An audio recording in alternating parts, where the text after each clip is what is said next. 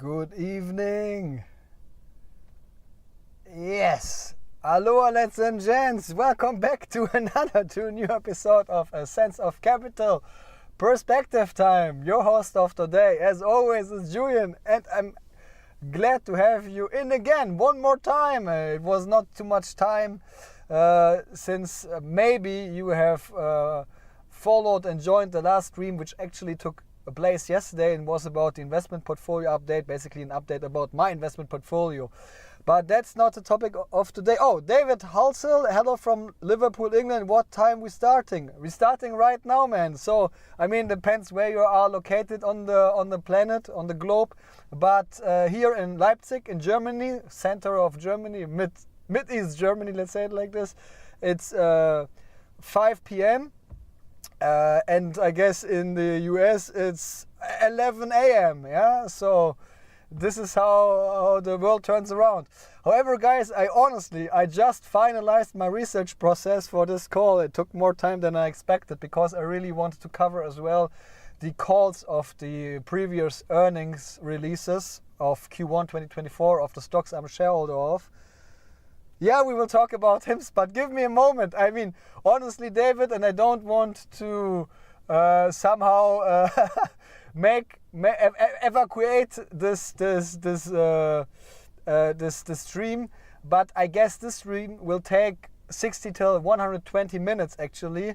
There are companies which will not take too much time to cover, like for instance ALFEN, which we will start with.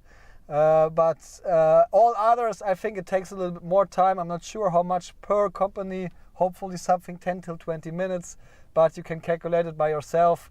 5 till 6 companies multiplied with 15 minutes, roughly something like 75 minutes for the stream.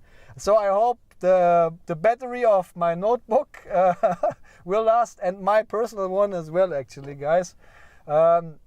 Was already a long day, but I guess it's definitely worth it because in the end, look guys, anyhow, I need to prepare myself for the upcoming earnings to provide you good service during the streams, but as well to by myself be confident about the companies I'm shareholder of. So it was for me mandatory to make it happen, let's say it like this.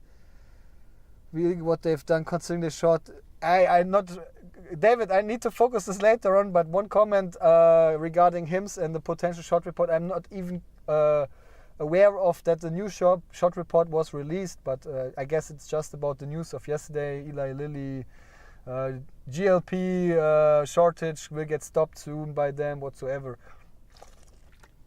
But let's talk later about it, guys. I would say I will not waste too much time and just straight start with the earnings call. But before we jump right in, as always, of course, a quick disclaimer that in the upcoming minutes till hours, this will not be financial advice, consultation, or whatsoever. And there is no guarantee of the correctness of the provided data. So make always sure that you do your own due diligence, research process, and your own financial investment decisions, of course. Yeah, very important. Okay, guys. I mean, today we will go through the regular stocks we always cover here at this channel. So basically, oh look, Alpha's already shared. I'm a little bit too early, but you can see it here on the top part of the sheet. We will start with ALFEN, Grab, HIMS and HERS. Greetings, David. New SentinelOne, and we finalize and finish this session with StoneCo from Brazil. And guys, before we just start, as always, if you like what you will see in the future and in the upcoming next minutes, please make sure to like the stream, to leave a subscription. It always keeps me motivated and it's good for the algorithm. And yeah, I mean, you do a small favor, let's say it like this, for the information I try to provide. Yeah, but only if you like it. If you don't like it, okay, don't please the dislike, not a thumb down. I mean, do whatever you want. Transparent feedback is sometimes better than no feedback. However, whatever. Just ignore what I've told and leave the stream if you don't like it. And of course, you can follow me as well, not only on YouTube, but as well on X, on Instagram, and on Reddit. But guys, not more time to waste. It's time to start the quarterly earnings roundup Q1 2024 of the earnings which have been released roughly 3 months ago of the companies which are stated here in the top part of the sheet. Guys, we start with ALFEN. You can see it, the EV chargers, substations and energy storage system provider out of the Netherlands. I mean, sometimes I'm posting funny photos, how I stand in front of the factory and somehow crying almost because of the bad performance and the loss I make with this company. But it is how it is. It's my decision, yeah.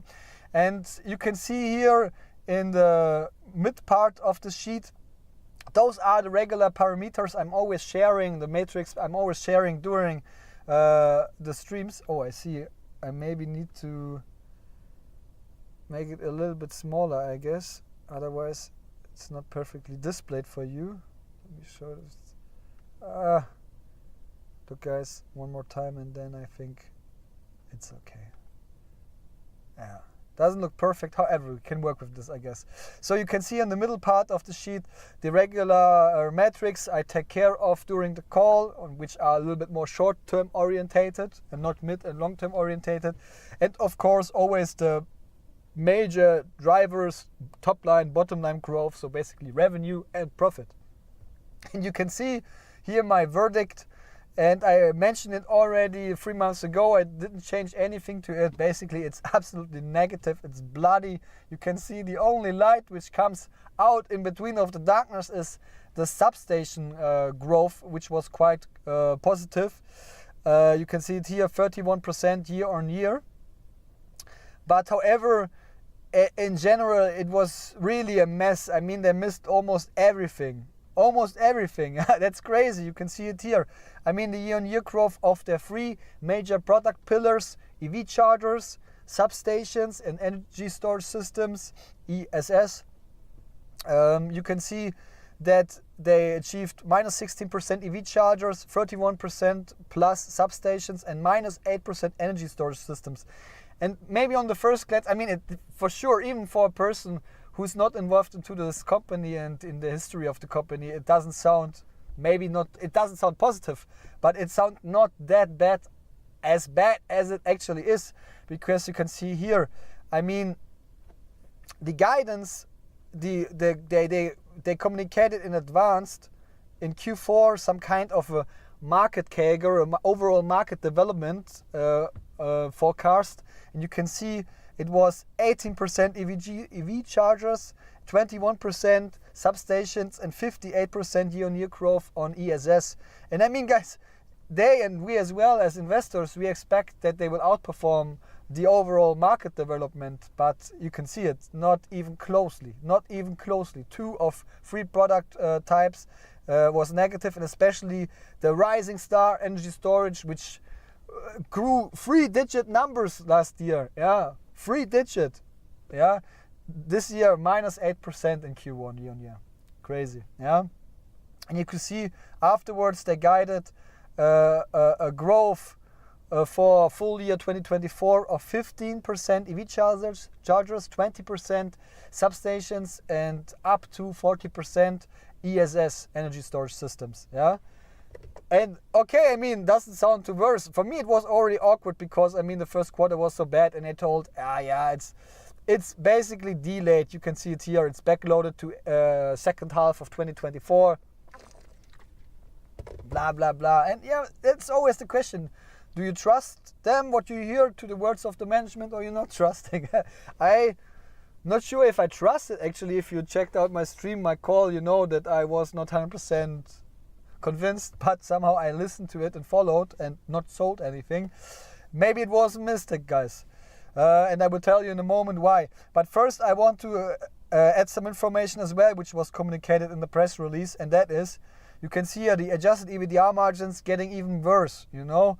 I mean, they had this long-term guidance of way higher number, and now it's always already getting lowered. I mean, they achieved 18% in 2022. Yes, of course, there was a huge rebound effect out of the corona, the pandemic, yeah. and the supply chain issues, and then in 2022 a lot of people ordered a lot of stuff which they couldn't order in the past before because supply chain issues took place.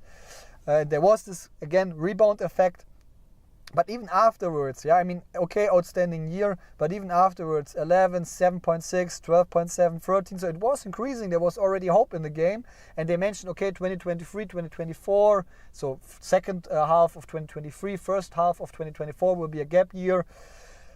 But yeah, I mean, here they surprised actually, and the stock price increased in Q4, and in Q3 the same actually, but Q1 really, man, was a mess with 8.2% adjusted EBITDA margin, adjusted.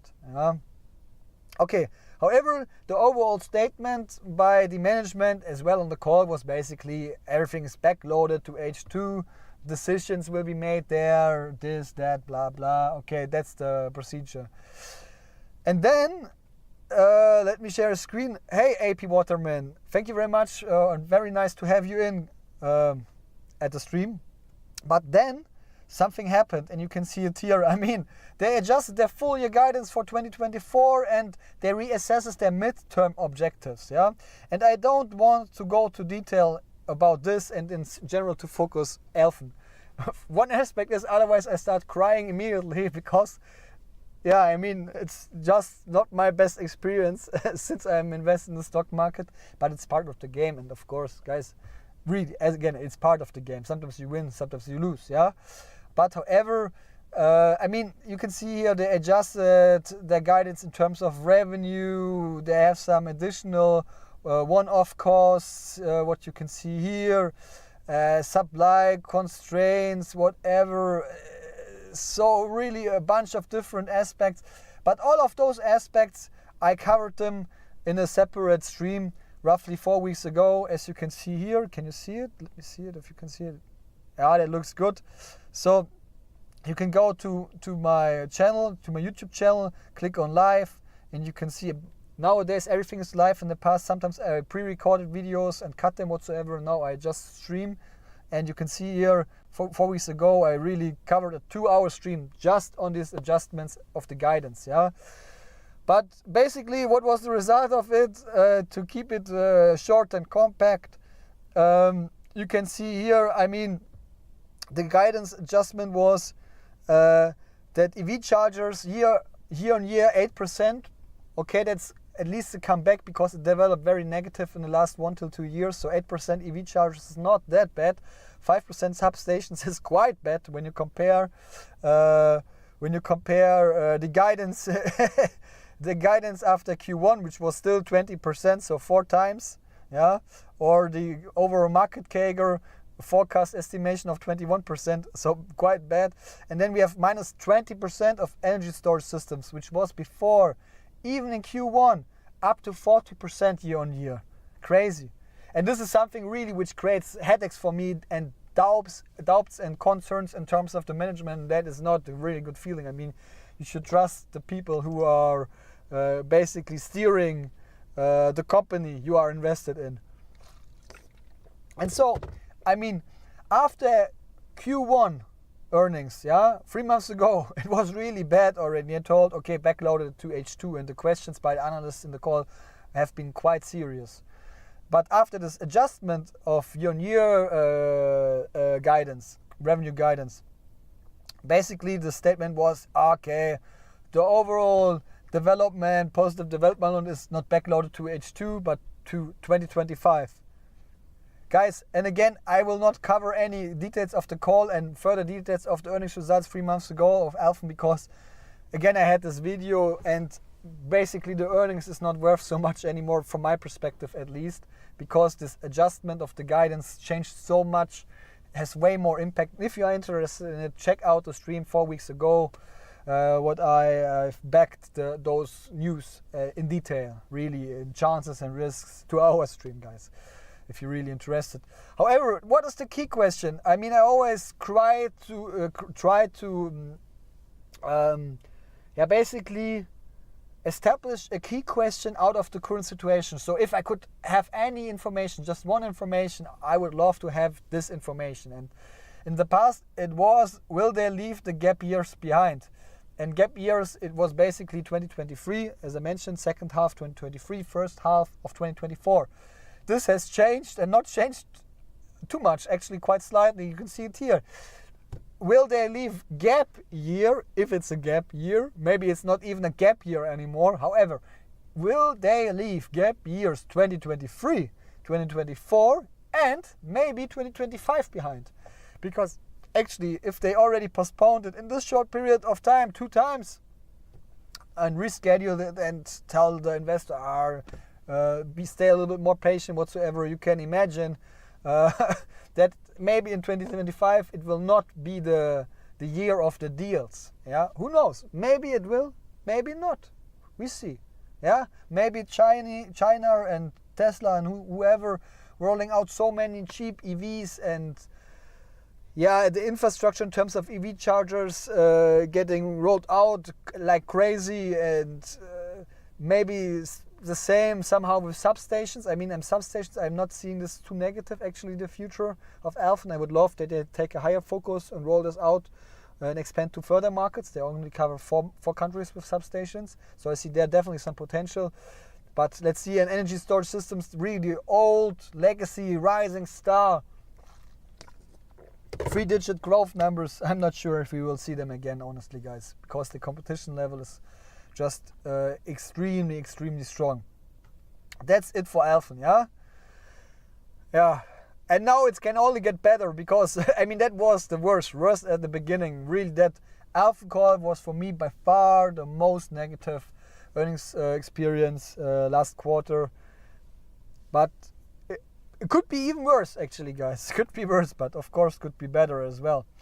Okay, guys, we go on with Grab, the deliveries, mobility and financial service provider out of Southeast Asia. Yeah, headquartered in Singapore, if I'm not mistaken, or originally from Malaysia, but then moved to Singapore, like the founder of the company. Yeah, and since then, they're doing their business, and you can see on the first glance, the rating was neutral. And I can tell you guys, it was more a positive, like a negative neutral. You can see it here, a lot of yellow and green rated highlights. Yeah, highlights can be as well negative, of course. But first of all, just very quickly, revenue and profit was in line. I mean, they didn't achieve the big beat. Basically, I think profit actually they missed even, but they adjusted the guidance for 2024 in terms of adjusted EBITDA. So for me, it was, even though they missed this Q1 profit guidance or forecast, for me it was fine to give it a neutral rating because of this guidance adjustment for 2024, which in my perspective is way more crucial. Yeah. And yeah, you can see the details metrics, they have been a little bit mixed. Yeah. However, let's take a focus on the highlights, and you can see that the mobility incentives, so basically the bonuses which customers of mobility services, yeah, so ordering a ride to drive with a bicycle or with a car from A to B, yeah, together with a rider, with a driver, not by your own.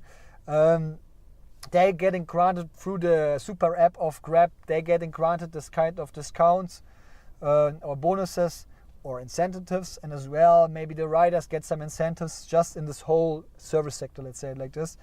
And I want to see that this incentives getting lower, basically quarter by quarter, but that's not the development in mobility services. Yeah, I mean, okay, they have enough money on the bank. Yeah, they have enough cash.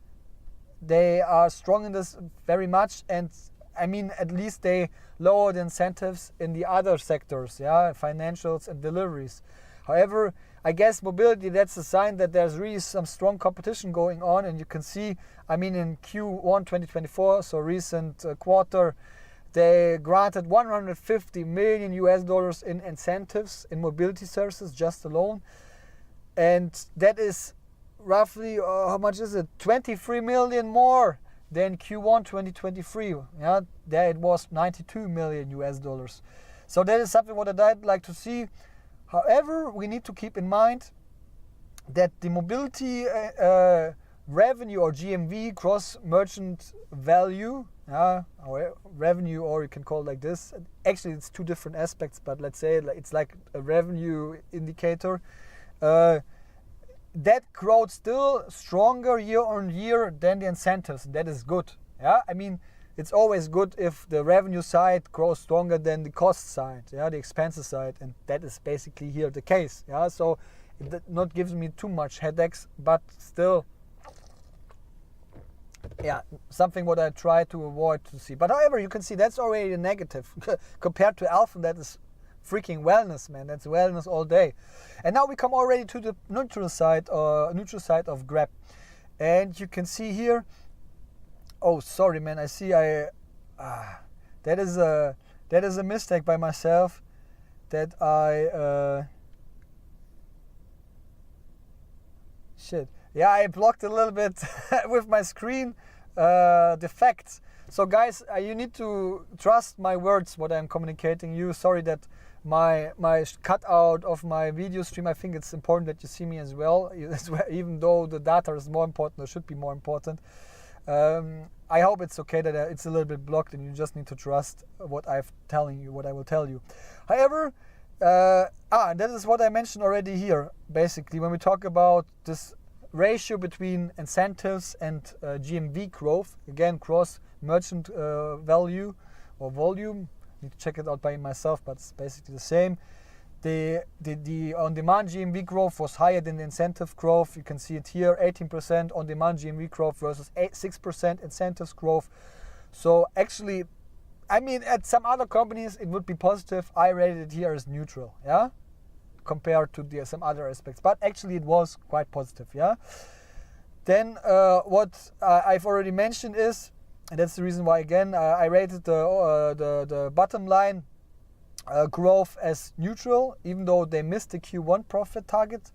Is you can see they adjusted the EBITDA, they updated or raised the adjusted EBITDA guidance for 2024, and it was before $190 million and now they raised it to $260 million. And guys, honestly, between you and me, it would not wonder or surprise me that if they would adjust it one more time and raise it one more time, increase the target. Because I think what I've read in the press release and what I've listened to at the earnings call, we will take care in a moment about, looks very positive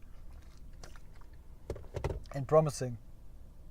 So, okay, the third neutral point is the deliveries GMV has strong profit potential. I mean, they're stating that it has, on the long-term base, more than 4% or up more than 4%, profit margin basically. And currently it's on 2%, and 1 year ago it was minus 1%. So actually they crossed it and shifted it to the positive, area. However, there's still 100% upside from their perspective, and I think they're sandbagging here as well and guiding quite conservative, And let me share my screen how this 4% will look in the reality. So you can see it here one more time. Now they reached 1.6% basically, and they're stating 4% on the long-term side. And how this looks in reality is, as you can see here, we have this 1.6 adjusted EBITDA margin at the moment. Then they want to improve the marketplace efficiency. Then there is operating leverage, and then there has advertising uplift. So you need to know that in the past, Grab before Q1, so basically till Q4 2023, in their reporting documents and in their calls, they always separated their key pillar businesses, deliveries, mobility, and financials, to the fourth one, which was advertising. And now they've decided, even though this fourth key pillar, advertisement, doing advertisement through the super app, merchants can advertise, whoever can advertise, they decided to separate it and split it off in the different three key pillars. So this advertised business which was before stated separately, is now included into the different sectors like deliveries, mobility, and financials. And you can see here, there's definitely some room for improvement in terms of advertisement. And the end target of this is basically, as you can see here, those 4%. Yeah, so sounds reasonable for me, even though I can't relate to any of those numbers honestly. But at least they are not stating, yeah, everything will be affected by advertisement potential, everything will be affected by marketplace efficiency. It's a mix, it's a blend out of different aspects, and this is what I like to see. And I mean, there's a chance that it works out better at the end than expected. Yeah. Okay, guys, let's go back to the slide. And now we come to the true positive ones. So two are stated here. And first of all, super app synergies are valid. I mean, Grab is a typical Asian super app basically, and they try to combine a lot of different features, services, and products in this app. So you basically spend a lot of time, or already wanted to tell waste a lot of time, but actually spend a lot of time in this app,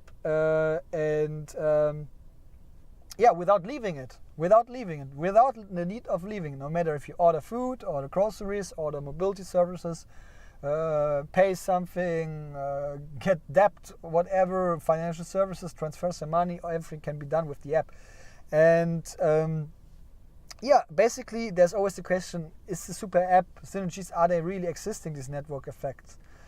And as you can see here, basically it looks like it, because 97% of the drivers which are active in mobility and deliveries are 79% of the drivers.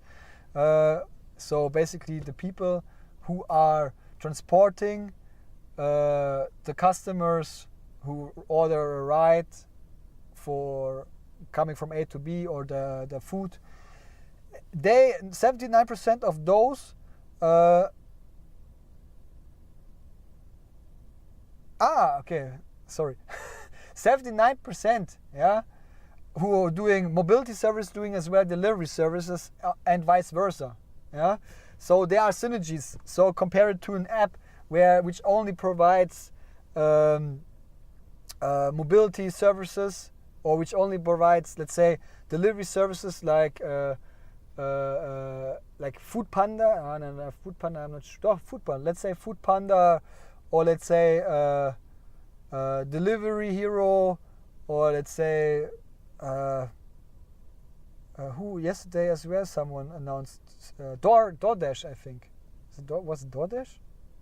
Shit, I'm not sure, and I'm not sure even if DoorDash is a food delivery service. However, I mean, compared to them, that's definitely an advantage. So they really can a little bit shift if they need more power on the delivery side with some incentives or something like this. They can try to push their drivers into the mobility business, and if they need more on the food delivery, they push them from mobility to food, for instance. So that's great. And then there are other synergies, as you can see here. I mean, 93% of the GX Bank, so they rolled out end of last year, in Malaysia and Singapore, in 2 markets, 2 of their 8 markets, banking business, traditional banking business, but on a digital way, of course. And 93% of those customers are Grab users, so they don't need to start from scratch. And you can see these numbers has even improved basically. I mean, because in Q4 they stated 80% of the Malaysian fintech clients were already Grab users. So the density of people who already have a history with Grab and joining the banking business is getting stronger and stronger, and that's great to see. And last but not least, or actually for me the most crucial aspect, is that the on-demand GMV develops positive, what I've already mentioned, but more important, why the drivers and the customers participate. And there's, in my opinion, this golden triangle basically between Grab, between the merchants, so the restaurants, the food stores, this kind of stuff, the merchants, the customers of Grab, and the drivers and riders. And I think all of them need to be satisfied. It's not worth anything if one of those different parties is happy and the others not or whatsoever. And for me, I think, and for the long-term success of Grab, I think a major aspect is really that all of them are balanced and satisfied on a strong level. And what they stated here, maybe for some of you it's a minor aspect, but for me not, because you can see here the riders, they have 61% reduced wait time at merchants year on year. 61% wait time reduced, yeah.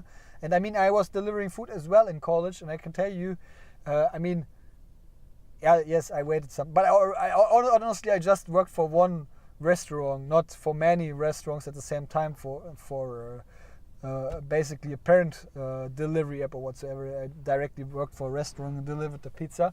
However, there as well I had some waiting hours, and it's definitely not nice to have wait time, and that's great to see it, because that's pure money. And of course, what results out of this as well is, you can see here, 9% increased earnings per transit hour. That's great, especially in periods and times where things cost more money, inflation is going on. And you can see on the other side, for the customers, they have 25% lower average delivery fee, which 25% is simply amazing. I mean, people are nowadays used that everything is getting more expensive, and here they're actually saving some money. So again, overall a neutral till almost positive earnings experience. The older key question was, what financial power can the fintech business create? And I can tell you, this old question from before Q1, the roundup, Q1 doesn't change at all, or didn't change at all. You can see it's the same. Even now, I still want to see what kind of potential exists out of this fintech business. Honestly, guys, I think in the latest earnings call live 3 months ago, I told I would not be invested without the fintech, without this banking business which is getting rolled out currently, because I see so much potential. It's because I'm invested in Nubank from Brazil, and I've experienced what this kind of business can make happen basically in the future. Yeah? What kind of effect it can have on the results of a company in a positive way. And of course I want to participate. But actually, in my opinion, the Grab services, the legacy services, deliveries and mobility developed on a such good level, in my opinion. Honestly, guys, maybe even without the financial service I would invest. Not 100% sure, but actually it really surprised me. And guys, let's go on, and we talk now a little bit. That was all of these highlights. Those highlights have been based on the press release, yeah. But now we have a new section, what I promised you, which took a lot of work last 2 or 3 days. Oh wait, is it? I think I.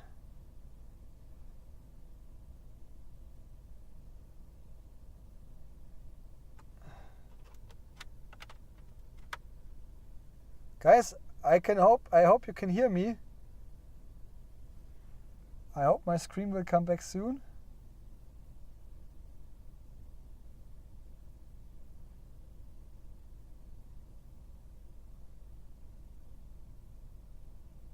Guys, can you let me know if can you please let me know if the video, the stream is still active? And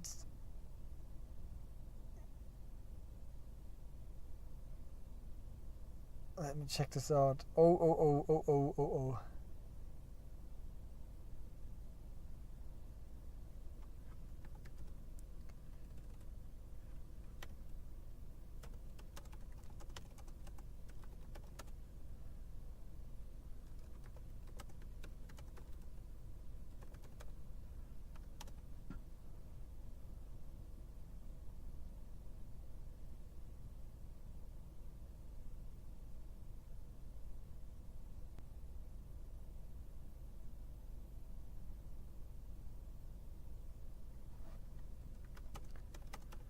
Guys, am I back?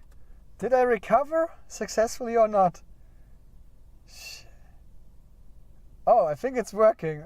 Man, sorry guys, I'm back. I think I checked on the cable, on the slot of the webcam, and was obviously a mistake.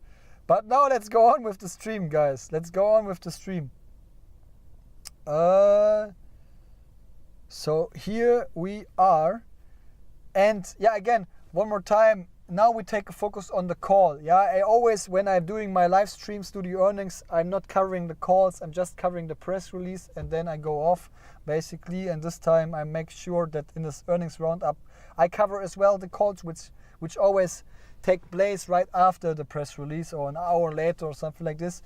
And however, when we talk about the Grab call, my overall impression, they look basically like this. You can see here, I mean, Grab, it seems like the management communicated that the Grab is really working on a broad level of different services and parameters, and it's almost crazy. I mean, it's hard to fetch in words, yeah. However, they communicated overall very sovereign, very confident during the whole call, and always quite comprehensive and quite accurate on the questions of the analysts.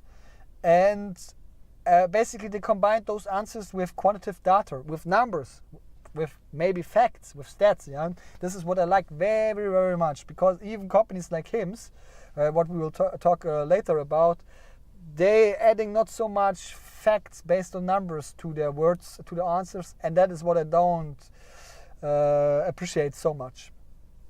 However, and in general, the analysts of the score seemed quite satisfied with the results. The questions haven't been too critical, and yeah, they a lot of times congratulated for the results.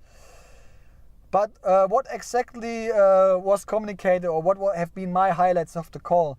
So basically, the consumer activity was quite strong despite of the feast days of Chinese New Year and Ramadan fasting month. And of course, in these feast days, you can't purchase so many goods and not so much business going on, especially in Ramadan. And you can see Q1 is most of the time regularly the weakest quarter, and it was still surprisingly strong. So that is what I like to hear. Let's see what will be Q2, the outcome. I see big potential for surprises. Then you can see they stated that 97 million in shares have been repurchased in Q1 2024. I mean, they are allowed to repurchase, I think, $500 million US, and they already repurchased roughly 100 million. That's great to see, even though it's changing not things too heavily, and at the end, do stock-based compensation, very likely they give back their shares immediately to the staff members. Yeah? What is interesting as well, they have an option which is called Saver Delivery option, and this is accomplished solid acceptance in the market. Yeah, Saver means when you order something through the food services, you can decide if you pay regular fee, if you pay a premium fee for quicker delivery, or if you pay a lower fee to save money. That is the Saver option, and basically, of course, this decreases a little bit the GMV and the revenue per customer, yeah. But on the other hand, it satisfies them, and maybe they order more often. It's more competitive, and you can see, so the customers are adopting to it, and the order frequency is 1.8 times higher than the non-Saver options. Yeah, 1.8, so almost double the number.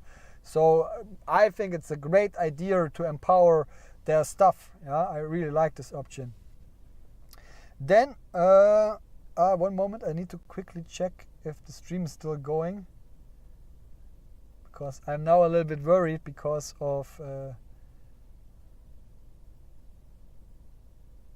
it looks good, nice, and still one is watching. So thank you very much for joining and staying here. Let's go on with the next aspect, and the advertising business is growing with high dynamics. Yeah, I mean, again, as I mentioned, it's now split across the different three major income sources: deliveries, mobility, and financials. However, the client growth was 46% year on year, amazing, and the average spending increased by 1.5 times. Yeah, I mean, amazing numbers. I'm already almost a little bit sad they're not taking so much focus anymore on this advertisement business in terms of reporting. But you should not forget, this is part of the results, and that is one reason why their key pillars will now develop very positively. Then we see here the cash flows are getting very quickly closer to a positive level, and meaningful improvements, this is the original statement, meaningful improvements are expected in the second half of the year. You can see, I mean, operating cash flow, 11 million loss in Q1 2024, so last quarter. And 1 year ago, it was 158 million loss, 158 million, yeah? So 11 to 158 million, crazy, very good. And free cash flow, of course, is then not too different, and you can see it here. We have 33 million loss in Q1, yeah, still a lot basically, honestly. However, I mean, where they come from, 1 year ago, 183 million loss, that's definitely a difference, 150 million up. Great to see that this kind of saving potential is existing. And of course, as well, revenue driven. And then another aspect, the financial service, they stated that the financial services will be positive on an adjusted level, latest in second half of 2026. Very, very interesting. I need to check out one more time the mid and long-term guidance, but just on the first glance, that looks very promising, and I'm quite convinced when I hear this kind of stuff. So great to hear, and I guess then they really push the leverage forward. Then we come to the last, both points of this of Grab and the call highlights basically, and the almost last ones is the big financial service driver landing. And that's a very crucial one from my perspective, most crucial one when we talk about the call actually, for me the highlight. The big financial service driver lending through banks. So I mean they have this payment services, this is older than a few months, but now they have this digital banking business, GXS, what they really roll out, really like traditional digital banking, yeah? And there's a lending driver, and they tell that's the biggest leverage basically to make money. And that's getting soon launched in Malaysia and Indonesia. So in two very strong markets, Indonesia by far the strongest one, as well with a promising future. And that's called via Flexi Loan, yeah, this product to grant this lending. And it's nice to see that their major leverage driver is not even rolled out yet. Of course they need to be careful, but I guess when they already communicate quite comfortably the big financial service driver, then it will be a big one, yeah. So really like to hear this. And what is interesting as well, they mentioned this a few times during the whole call, generative AI seems to be very valid aspect to dig efficiencies, yeah. For instance, through Grab Maps, so basically their Google Maps version, yeah, their application for the drivers to save some time when they drive to A to B, or through translation features for the customers, which are as well AI driven. At the past newsroom episode, I mentioned that they will now cooperate with OpenAI to dig more AI potential. So AI ChatGPT company. Great to see, guys. It stays even after the call. Everything sounds very, very positive and promising in terms of Grab. Hi David, yes, nice to hear, man. I was really sweating for a moment because I thought, man, I lost all of you, or at least you, David. And so glad that somehow my software was able to recover. Didn't expect it, however. Guys, let's go on. That's it for Grab. So we covered ALFEN and Grab. And before we go on, just a quick reminder, promotion from my perspective. Guys, if you didn't already did it, please make sure to like the stream and subscribe to the channel, and subscribe and follow as well to the other social media channels, X, Instagram and Reddit. Would love to have more audience over there and more interaction with you guys. Like we have it already now ongoing with David, for instance. That's great. We have this regularly as well on the earnings calls. But it's not always the case on the news episodes, for instance, at the moment on my investment portfolio updates. And I would love that you ask me as well questions, yeah, or be very critical. So make sure to do not miss anything, any episode anymore. And as well, of course, some news which I only share in writing, like if I purchase something, some more shares of a company. Most of the time I'm not doing a stream about it. I just share a post. Yeah, so that's the reason why following me on this channel is definitely adding value for you.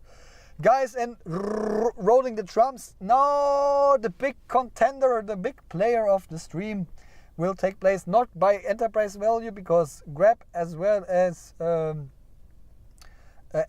NU, and I think even StoneCo is larger than this company, what will come now. But that what will come now is, I guess, the reason why most of you follow my channel, which gets my streams with this company getting or experiencing the highest demand. And for myself, actually, it's the company which is ranked on rank 1 by far. When we position 1 of my favorite 6 of my 6 stocks, that's for sure my favorite, number 1. So now I tried to communicate. It was a little bit of a challenge. Definitely time for a sip, and here it is. It is HIMS. Okay, guys, and you can see, I mean, quick comparison, ALFEN, and nothing against ALFEN. I mean, I'm invested and I'm loyal to this company, at least till today. But this is how it should look. This is how it should look, guys.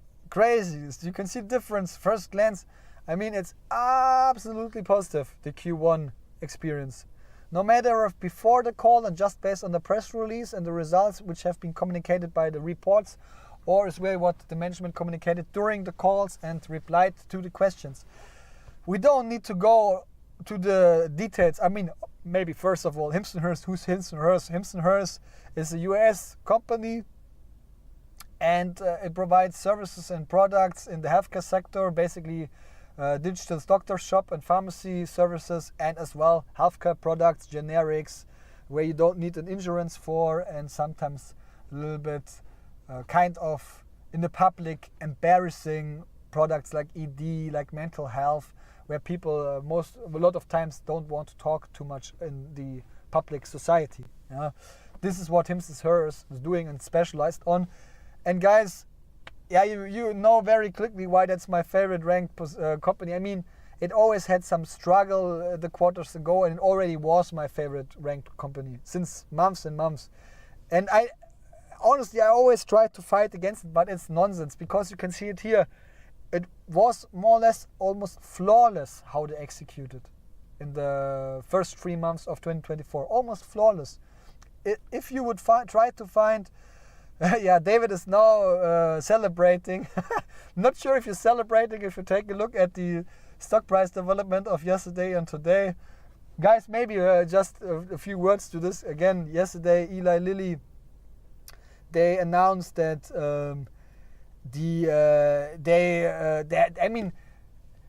HIMS & HERS launched their GLP, so their weight loss products, this high-end weight loss products, as generics in June, so roughly 2 months ago.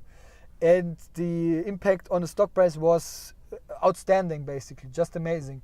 And why could they do this if we talk about limited, restricted and regulated products, these GLP products? Because the original founders and developers, Eli Lilly and Novo Nordisk, they are running under a shortage, and in the US there's a law by the FDA, by the authority, that if those products can't get covered or supplied by the original companies, then even companies who don't have the patent, the right to originally produce it, to regularly produce it or sell it, they can do it now.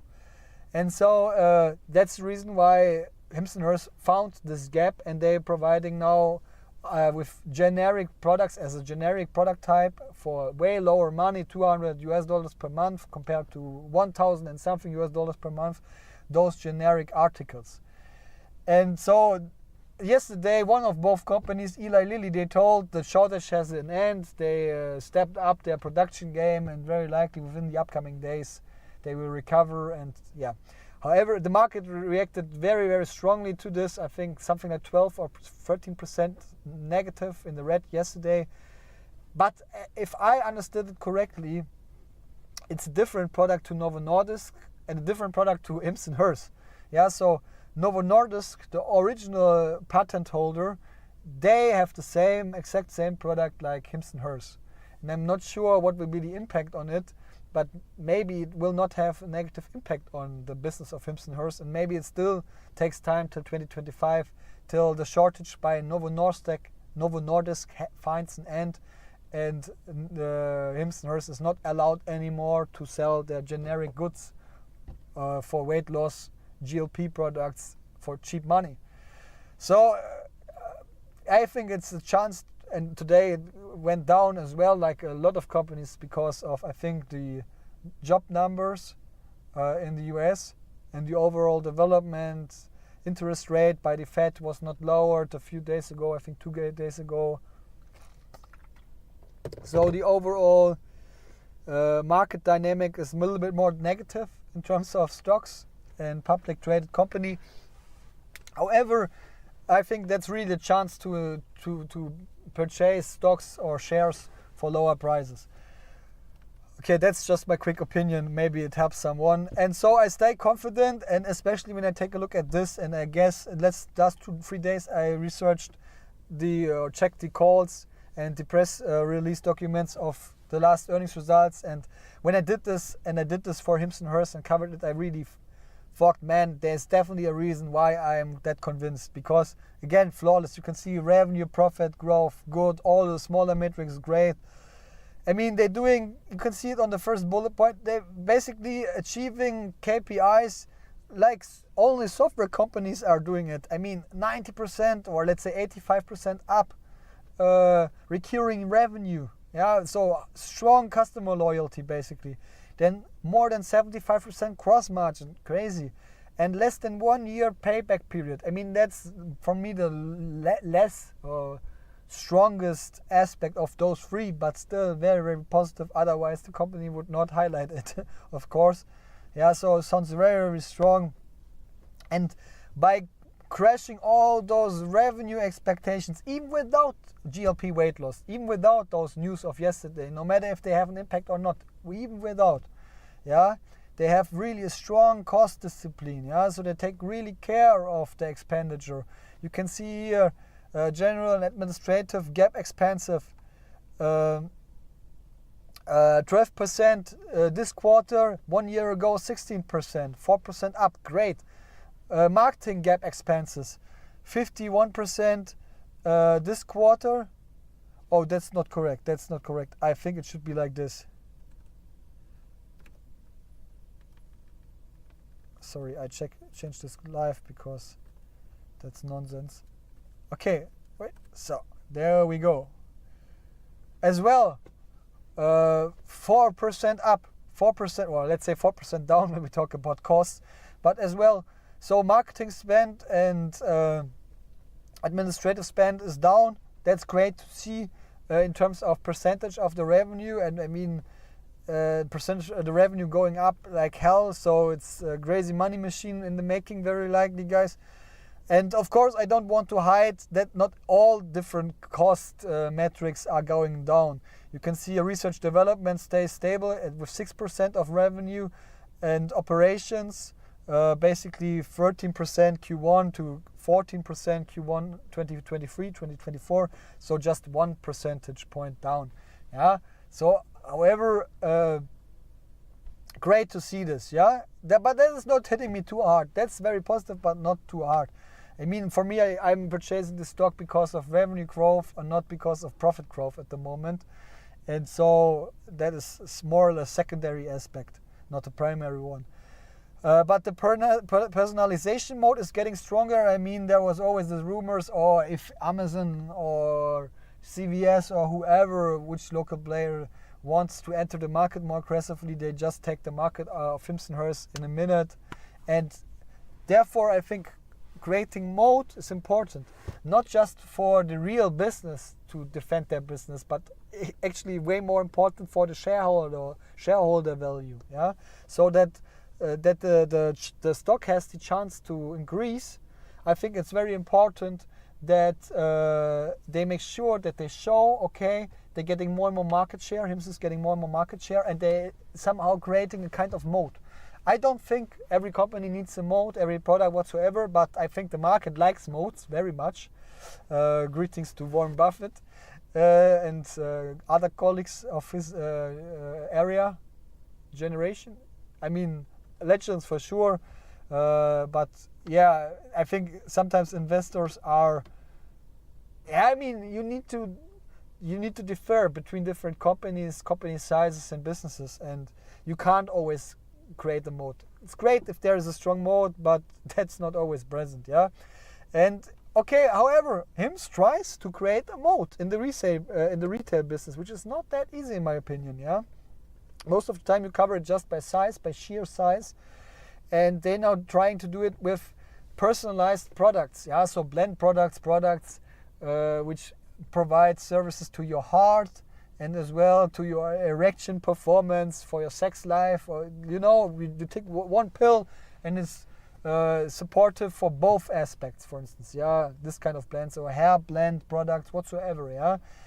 So basically consisting out of different ingredients and supporting or helping or beneficial for different types of health aspects. And yeah, guys, those personalization products, I mean, most of the companies don't offer those. Not the legacy ones, not the legacy pharmacies most of the time. But they are doing it. They have products which you can only order at HIMS and HERS, or even different kind of versions which you can just order at HIMS and HERS. Yeah, so it's very different to join to another company as a patient, as a customer of HIMS and HERS. And you can see this personalization demand is getting stronger and stronger from each quarter. Yeah, so in the last 3 quarters, Q3 2023 20%, Q4 2023 30%, and last quarter Q1 2024 it was already 35%. Hi, Lone Mover Man. Long time ago I've heard from you. Nice to see you again. Yeah. Yeah, of course. I mean, I will not cover the sheets, the Q1 earnings in detail that much on Monday, very likely.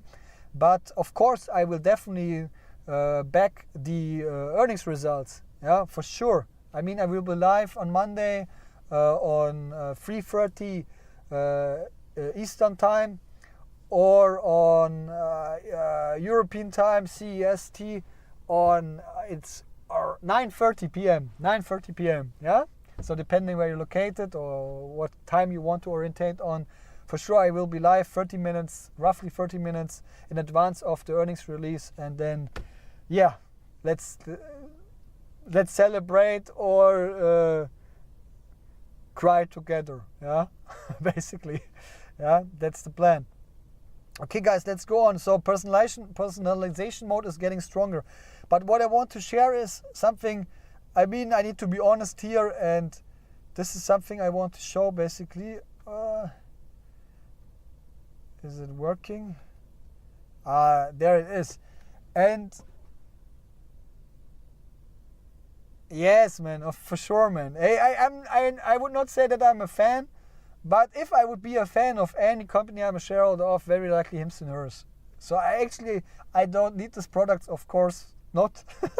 For sure, no ED products I need. But I simply would love that HIMS and HERS would be present in Europe and Germany. I can only imagine how many people would basically be customers of their services. But of course, here's a totally different game as well, with insurances and this kind of stuff. So yeah. However, yeah, guys. But what I want to talk about when I talk about personalization, I want to show you something. And yes, they're stating 35% plus is now the personalization rate of their solutions. But what you need to keep in mind, that newer products or some products, they're pushing this very, very strongly now in terms of personalization. You can see here women's dermatology, so for the skin. The subscribers, 75% and more of the subscribers utilizing the personalized solutions. And we talk about weight loss, it's basically 100%. Why? Because weight loss was configured or set up like personalized goods. Yeah, you have 5 different kits, basically weight loss kits, and you have now the GLP products. Yeah, generic product. So generic product, the GLP is very likely not a personalized product, I guess, but the 5 different kits, you can see different kind of pilled kits which you can use for different reasons.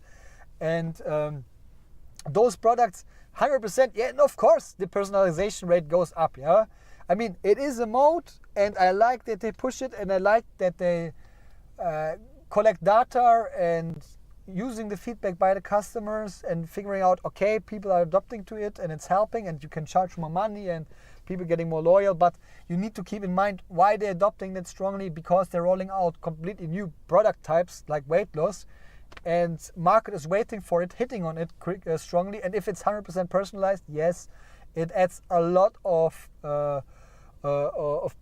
pieces of cake basically to the personalization part.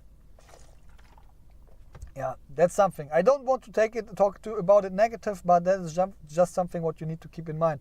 Guys, let's go on. Let's talk about the outlook. I need to be a little bit quicker because I'm running out of time. I have so much more to tell. It's crazy. crazy, man. Guys, and the 2024 outlook crushes the former 2025 outlook. So they always had HIMS and HERS always granted a 2025 midterm outlook, yeah. And you can see the old one was for 2025, 1.2 billion revenue and $100 million adjusted EBITDA. And now the new 2024 outlook is already, in terms of adjusted EBITDA, way higher, and in terms of revenue, slightly higher than the 2025 outlook. You can see it here, yeah. So crazy, that's amazing. And then something which is, for me, the most crucial aspect, the best come always at last at my sheets. You can see it here, finally achieved cross-selling and the marketing flywheel effect began to work. And guys, maybe we take first look on this KPI, marketing per subscriber, marketing expenditure per subscriber. And Q on Q, so Q4 2023 to Q1 2024, it decreased by 7% per subscriber, yeah. That is the marketing flywheel. Yeah, they have now achieved this certain level of brand awareness, yeah, and people know them. And as soon as you need weight loss or skincare products or whatsoever, you reach out automatically maybe and consider HIMS and HERS as a vendor of those solutions. Yeah. And then we have cross-selling. And why I've mentioned this, because the revenue per subscriber increased by 2%. And I think it's a good indicator. But I want to relative it. Is it relative? I'm not sure. But the same a little bit what I did ago with personalization. So guys, what you need to keep in mind, I mean, they selling now more expensive goods, maybe, for instance, like weight loss, $200 per month, or for instance, the GPL, or more important, the kits, these pill kits with different kind of pills. There's 5 different kits, depending what kind of person is. You get kit depending on what kind of person you are, on your human attributes and your targets of weight loss program. You're getting kit 1, 2, 3, 4, 5. And those kits are as well, I think, $70-$80 per month, the subscription.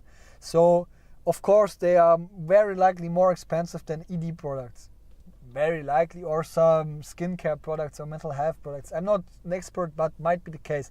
So of course this increases as well the revenue per subscriber. So actually I'm not 100% sure if this cross-selling statement is true. The marketing flywheel effect, from my perspective, for sure, and that's already amazing. But cross-selling, not sure. However, in a moment when we talk about the call, I will add some more information about this. Guys, already mentioned the overall verdict was very positive. Can't be more positive. Actually, it was the best earnings experience I had since I'm an investor in single stocks, and this is roughly 3-4 years ago. Before a few years, I was only invested in ETFs. But since I'm invested in single stocks, never experienced this kind of positive earnings.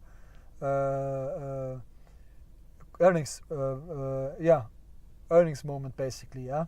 And you can see the old question was, can they dig cross-selling potential? And I removed it because I thought, okay, they achieved it right now. That's not the important question anymore. I'm not sure about this, but again, I will add some information about this in a moment. But the new key question is a very confident one. Yeah, it's almost cocaine key question, I can tell you, because it's like I've created it on cocaine. But guys, again, I mean, last newsroom, the episode was called something like HIMS goes international. And you can see the first market was the US, the second market was UK, And now for me, the big question is only what will be the third market. Where will they go for the third market? Will they go to Canada? Will they go more to the south, to Latin America, South America, Middle America, Mexico, whatsoever? Will they go to Europe, roll they out business more out in Europe, Arabia? I have no clue, man. I'm very interested figuring out what they will do. I mean, of course, first they need to make the step, yeah? And basically they should do it with a lot of planning, and better take more time than less time and do it too quickly and too early. So I'm already happy with the overall development, and I don't think HIMS need now a new market, yeah. But if they do it, and I guess that is definitely on their roadmap, very excited to figure out what will be this market. Yeah, so amazing. Let's go into the call. And guys, even though the results have been so good, the call experience was not that great as compared to Grab, honestly, guys. Yeah, why? The information level was not that quantitative driven. Yeah, there was not so many stats and numbers involved, basically, and yeah, for me, the quality and quantity was simply missing a little bit. It was very fluffy, let's say it like this. I couldn't work so much with the information which was communicated, but maybe it's just my own opinion and it's not correct. Yeah, it's not correct. But however, the analyst seems to be very, very satisfied with the results. There was not basically a single very critical question from my perspective. And what I want to add as well, I mean, there was this trouble situation with the CEO communicated his opinion about Israel and Palestine on Twitter, if you remember it, just a few days in advance of the earnings release, actually. And the stock price tanked strongly, and I mean, since then it was completely removed. But what I want to state is he added some information at the call to this post on Twitter, and yeah, tried to explain it a little bit more from his perspective and from his roots, why he's doing this. I guess it worked out because it was not anymore a big topic. But I can imagine if something goes bad, people get it out one more time, the short sellers or whatsoever, and they use it as critics. Okay, let's take a look on the highlights. HIMS+, the management stated that more and more users or future users actively seeks out to HIMS+, to the website, to the app. That's great to hear. Then a big advantage of HIMS+, is the technology platform they're using and the user data which they analyze later on. And it's a very, very crucial tool for success and understanding the customers for the HIMS+, team. To understand the side effects when they utilize the medicaments, the medication, form factors, like when you use hair products, which should make your hair grow, and somehow it's not comfortable to utilize and your hair feels awkward right afterwards. All of this data, they utilize it, yeah? And they use it to provide even better products. And now they already are up front. There's a gap between them and other telehealth providers in the market. And the gap can be stronger and stronger because of this utilization. So great to hear, something what we don't have too much in mind a lot of times as investors, but a great aspect. Then you can see here the adjusted EBITDA target of more than 20% will likely get achieved not later than 2023. So that's amazing. And that seems that a lot of profit will result out of it. And basically the management reiterates and stabilized the assumption of GAAP profitability first time in history in 2024, yeah, for the full year. Crazy. Then they mentioned what I like very much to hear, that the company still sets the focus on sales, on revenue. No doubt about it. Nice to hear. Nice to hear. And I know some of you want to see more development on the profit side, and you see it, guys. Just check out the moments we talked about the past minutes. There's definitely a lot of improvement going on in terms of profitability. But I like to see as well that the sales focus is existing and still the profit is growing as hell. That's a crazy combination and you really don't see too often, actually.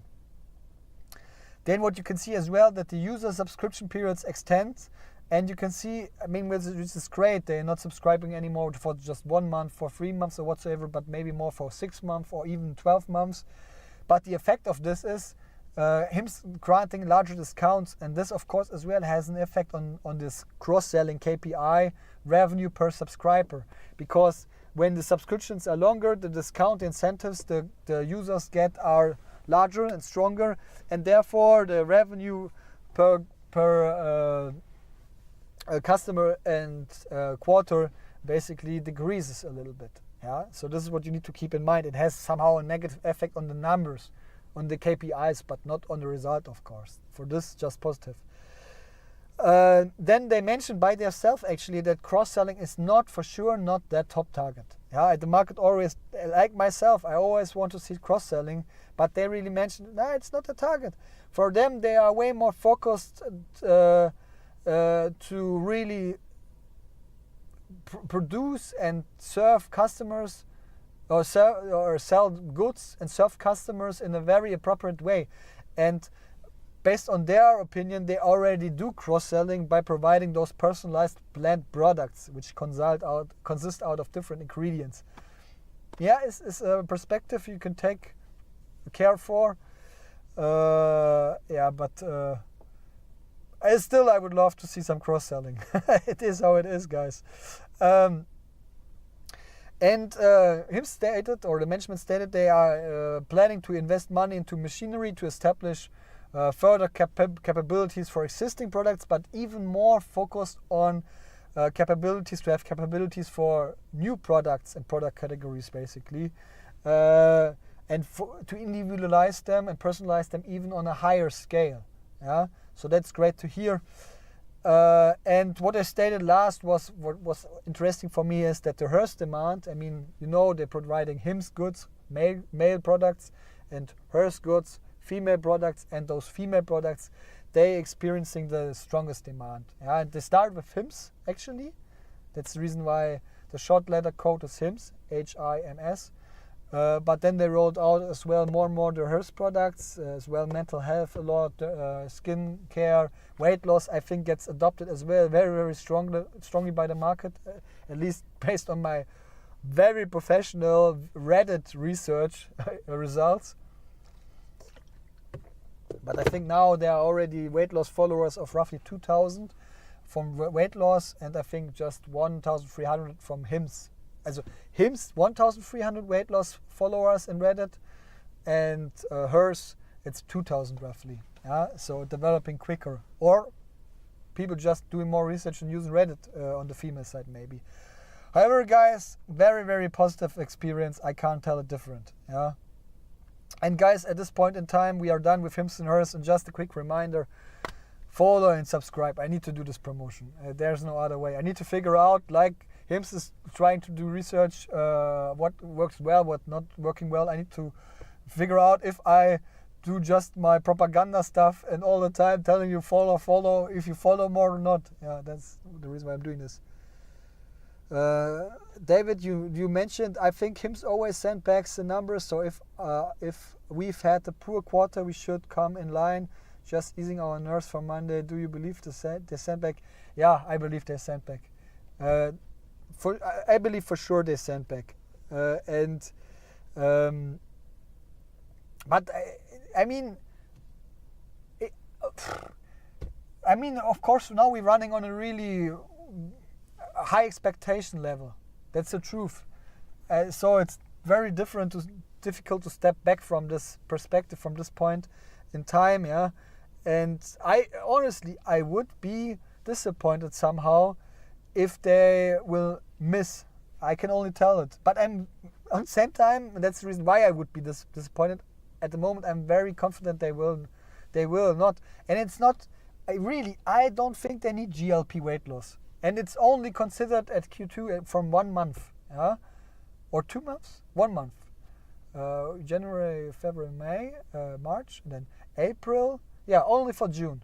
Only for part of June, they sold weight loss GLP products. So it will not be the big aspect. Yeah, maybe it is, maybe not. It doesn't care for me, really. it doesn't bother me too much that I lost really a huge stack of money, 5-digit number, just because of HIMS and HERS in the past days. Yeah, it doesn't bother me. I really look. Everyone needs to do his own research again and make sure that it's own decision. Yeah, and I'm not responsible for this, but by myself personally, I'm still very convinced by it, and I think the market is sleeping on HIMS and HERS. It's really my opinion, and it's not even 1% for me affected by GLP weight loss products and what Eli Lilly and Novo Nordisk is doing. There are other critical, difficult, risky aspects, but not this one, from my perspective. Really not. Guys, however, let's go on. And now we will talk about HIMS and HERS, we already talked. And now we go to NU. And guys, the people who love HIMS and HERS, maybe they would love in the future as well NU, because I like NU very, very much.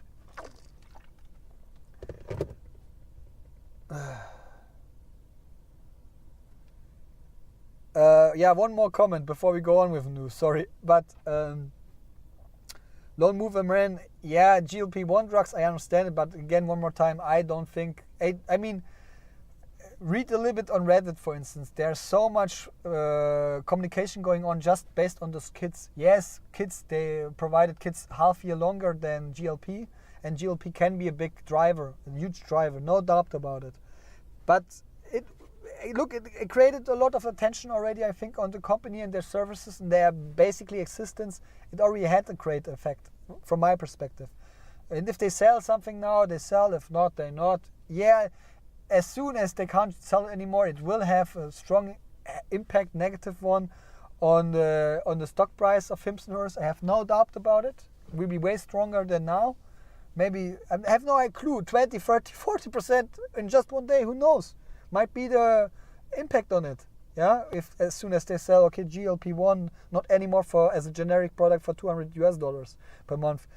But that's not my perspective, you know. And always, of course, it depends on your cost base when you invested into the stock and whatsoever. But sorry, they have, I think, 5 different major product categories, and all of them developed great. And the Q1 results, zero effect of GLP-1. All of what I've told about the past 20-30 minutes in terms of HIMS and HERS, all of this was established without any sold GLP-1 product. Facts. Yeah, so see it as a bonus, or at least I see it as a bonus. Yeah, that's it. Okay, guys, now we start with NU, the digital banking services out of Latin America, out of Brazil, active in Brazil, but as well in Mexico and in Colombia. And guys, let me quickly check. Okay, I got everything I need here. And you can see here, it was a neutral earnings experience, and you can see it was a little bit a mixed result. I mean, here as well, during the call I was straight on neutral. Afterwards, when I did the research today and checked the press release one more time, checked the call, I had the tendency to go a little bit more from neutral to positive. However, I kept it on neutral. I don't do any in between. I have neutral, negative, or positive, and here my clear statement is neutral. Yeah, guys, what happened? Revenue was strong, profit was not that great, but actually they just missed it by a really small amount of dollars. Yeah, so it was almost in line with forecasts, analyst forecasts, and yeah, for me that's negative actually. Yeah, I expect they will always provide strong beats, and if they not beat it, or not even strong or whatsoever, not slightly, then for me it's negative. That's very strict here. You can see all different kind of banking parameters and KPIs more or less looked neutral to good. And the rollout in Mexico was very good. Colombia, questionable. I thought a little bit more negative. But guys, let's check and take a look at the highlights of the press release. And we can see that the written off of outstanding loans are increasing. Yeah, so there's a KPI which is called more or less default rate, and it shows how often customers of the banking business paying back their loans, yeah, and or missing them. And you can see default rate, as higher it is, as more negative it is for the banks. So for new, and you can see it's increasing, yeah. So it's always, I think it's a 15 days and a 19 days corridor, if I'm not mistaking anything. I think that's 15 days and that is 19 days. Loans for 15 days, loans for 19 days. Correct me if I'm wrong. I'm not a banking expert, so yeah, leave me a comment if it's not correct. However, I think that's the time frame roughly. And you can see the default rate in the past quarters is increasing. Yeah, so we have here Q1 2023, 1 year ago, it was 4.4% and 5.5%, and 1 year later now it's 5% and 6.3%. Doesn't look too much, but I think in the banking world that's quite a lot when you think about the loans and how many money you're losing basically, and you need to write off. Yeah. And especially as well, you can see the Q-on-Q development. So again, Q1 2024 was 5% and 6.3%, and Q4 2023 was 4.1 and 6.1%. I don't like it too much. I don't like it too much. Maybe it's complaining on a high level, but it is how it is. And David Halsell and Lawn Mover Man, guys, if I later on have some time to react to your comments, I will do this. But I need to take a little bit care of the time because I'm running out of time, but more important, out of battery. And maybe even data volume to stream the stream. I think the earnings, I will do this from my apartment to make sure the connection, the broadband connection is stable. However. Okay, guys, let's go on. Then we come to the first neutral aspect in terms of new, and the customer active rate remains solid with 83%. One more time, same like Q4 2023, 83%. Basically same like Q3 2023%, or even since Q4 2022. It always was more, 82 or 83%, increased slightly, but it's a strong number. It shows that customers are satisfied. It shows that they stay loyal. It shows that the service and products are right, and the customers feel treated right, and that's a very strong number. Thank you very much, Lawn Mover Man, for for your understanding. Okay, but I keep it neutral because the development was actually a little bit negative to Q4 2023 with 0.1%. However, I see it very positive. They keep this level. And so now we come to the positive three aspects. And the first one, again, didn't change actually, but it's so positive that I want to state it one more time, and that is the cost to serve a customer, and it's still outstanding. You can see it here, it's less than $1, which is their target. So actually it's $0.9 per active customer and month. And it's basically stated by them 85% lower than traditional banks. That's crazy. That's disruptive as hell. That is a game changer. I love to see it. I love it. Simply like this. No words I need to add on top of it. Now we come to the next bullet point, and this is they achieved the biggest absolute up and cross-selling raise in the past quarters. Yeah, so basically what I want to see at HIMS, they're doing it. And you can see here the RPAC, which is the average revenue per active customer, a big number, very important number, and combined with this active rate, and combined with this cost to serve or serve costs, however you want to tell it. But those three KPIs are, you can think about it.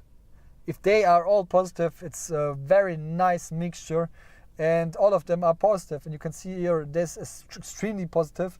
It was the biggest absolute raise. You can see it Q4 2023. It was $10.6 in the quarter revenue, yeah. And then 1 quarter later, last quarter, it was 11.4. It's raising since quarters and quarters, as you can see here, on a more or less continuous base. But yeah, that's great.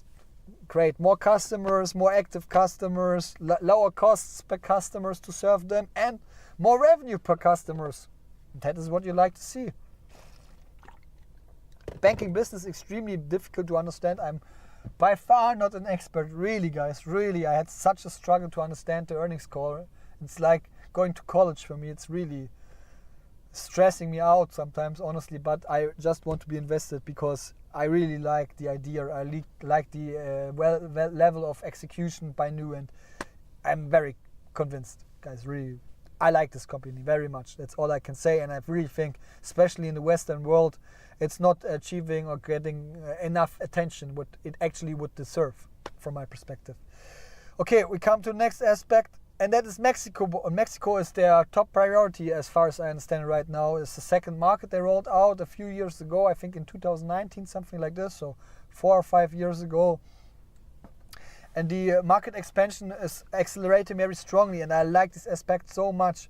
You can see that it was in Q4 2023, year-on-year growth of 63%, and now 1 year later it's 106% in terms of customer growth. 106%.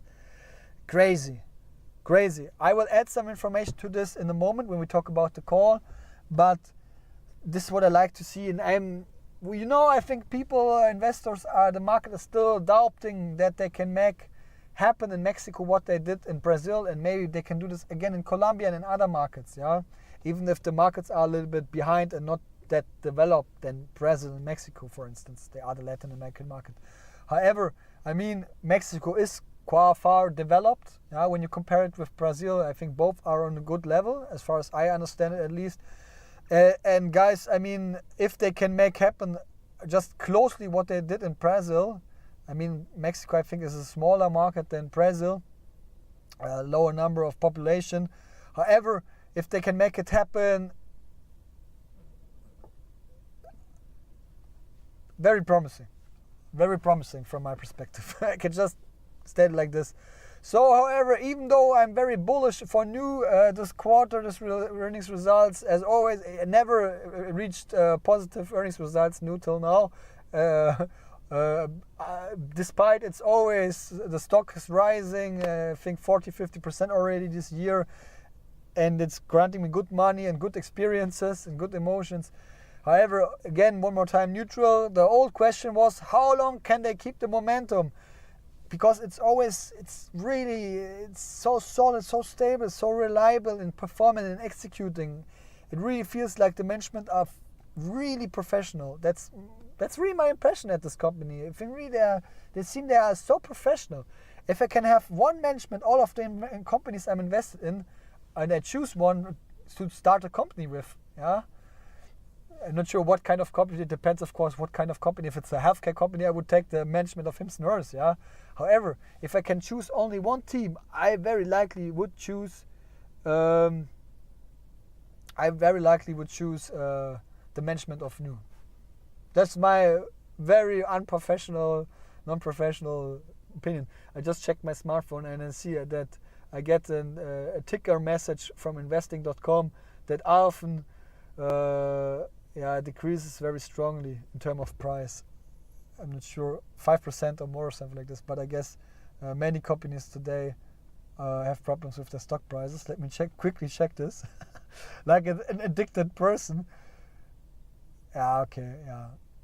HIMS+, as well, 4.3% in the red at the moment. Okay, it's fine. Let's go on, guys. So I like this very much. The key question is, how long can they keep this momentum? How long can Nu keep this momentum? And again, if they now can go on in Mexico what they have started in Brazil, and then they go and cover this as well in Colombia, I'm not concerned as well at all, but it's crazy what they have accomplished in the past years. I think in the last 10-15 years since foundation. Crazy, man. However, let's focus on the call. And the call. When we take a look at the call, you can see here we start as well with the overall impression about the management and how they acted during the call. And the first part, when they introduced themselves and the numbers, they stick very, very accurate to the slide deck, basically to their press releases, and didn't add too much extra information. It felt a little bit like wasted time for me, but maybe it's a personal thing. But later on, overall they communicate very confident and sovereign, same like Grab basically. Very comprehensive and accurate replies on the questions, and combined a lot of quantitative good data to it and good details. Details I 100% not understanding a lot of times. However, and the analysts overall seem very satisfied and congrats as well, or you say this, or added good words to the results of them. However, let's take a look at the highlights. It's not that many, because again it was difficult to understand for me, so I kept it a little bit more compact. But you can see first highlight is they're adding still 1.3 million new customers in Brazil per month. I mean, they have now 93 million, and sounds like a huge number from my perspective. That's all I can say. Sorry, it's very non-professional, honestly, but yeah, it impressed me somehow, because sometimes you think, okay, now they reached their peak and they're not adding any customers anymore, but 1.3 million compared to whatever SoFi in the US, digital bank, very popular at the investors. And I understand why, and I like it as well very much, the SoFi company, or I'm interested in it generally, but Nu for me is on another scale. That's just my opinion. Yeah, of course, one customer in Latin America is not financially strong on the same scale like in the US, for instance, but yeah, 1.3 million per month just in Brazil is worth. And now we talk.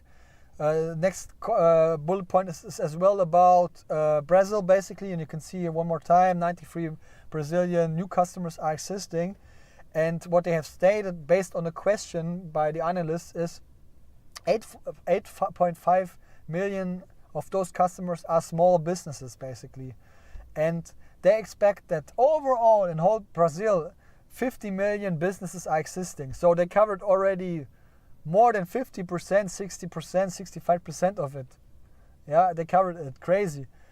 And they see strong potential in those numbers. And they're currently figuring basically out how to approach to those businesses with adjusted services, adjusted products. And what their current estimations show is that, you can't see it currently because my screen is in front of it, my camera screen, but you can by overlay, I think it's the right vocabulary. Yeah, very proud that I found the right word. I hope at least it's the right vocabulary. However, what they stated is the internal estimation is that or shows that 65 to 70% of the potential profit pool at these businesses is driven by credit business. And they just launched the credit card business, and it's performing very, very well so far.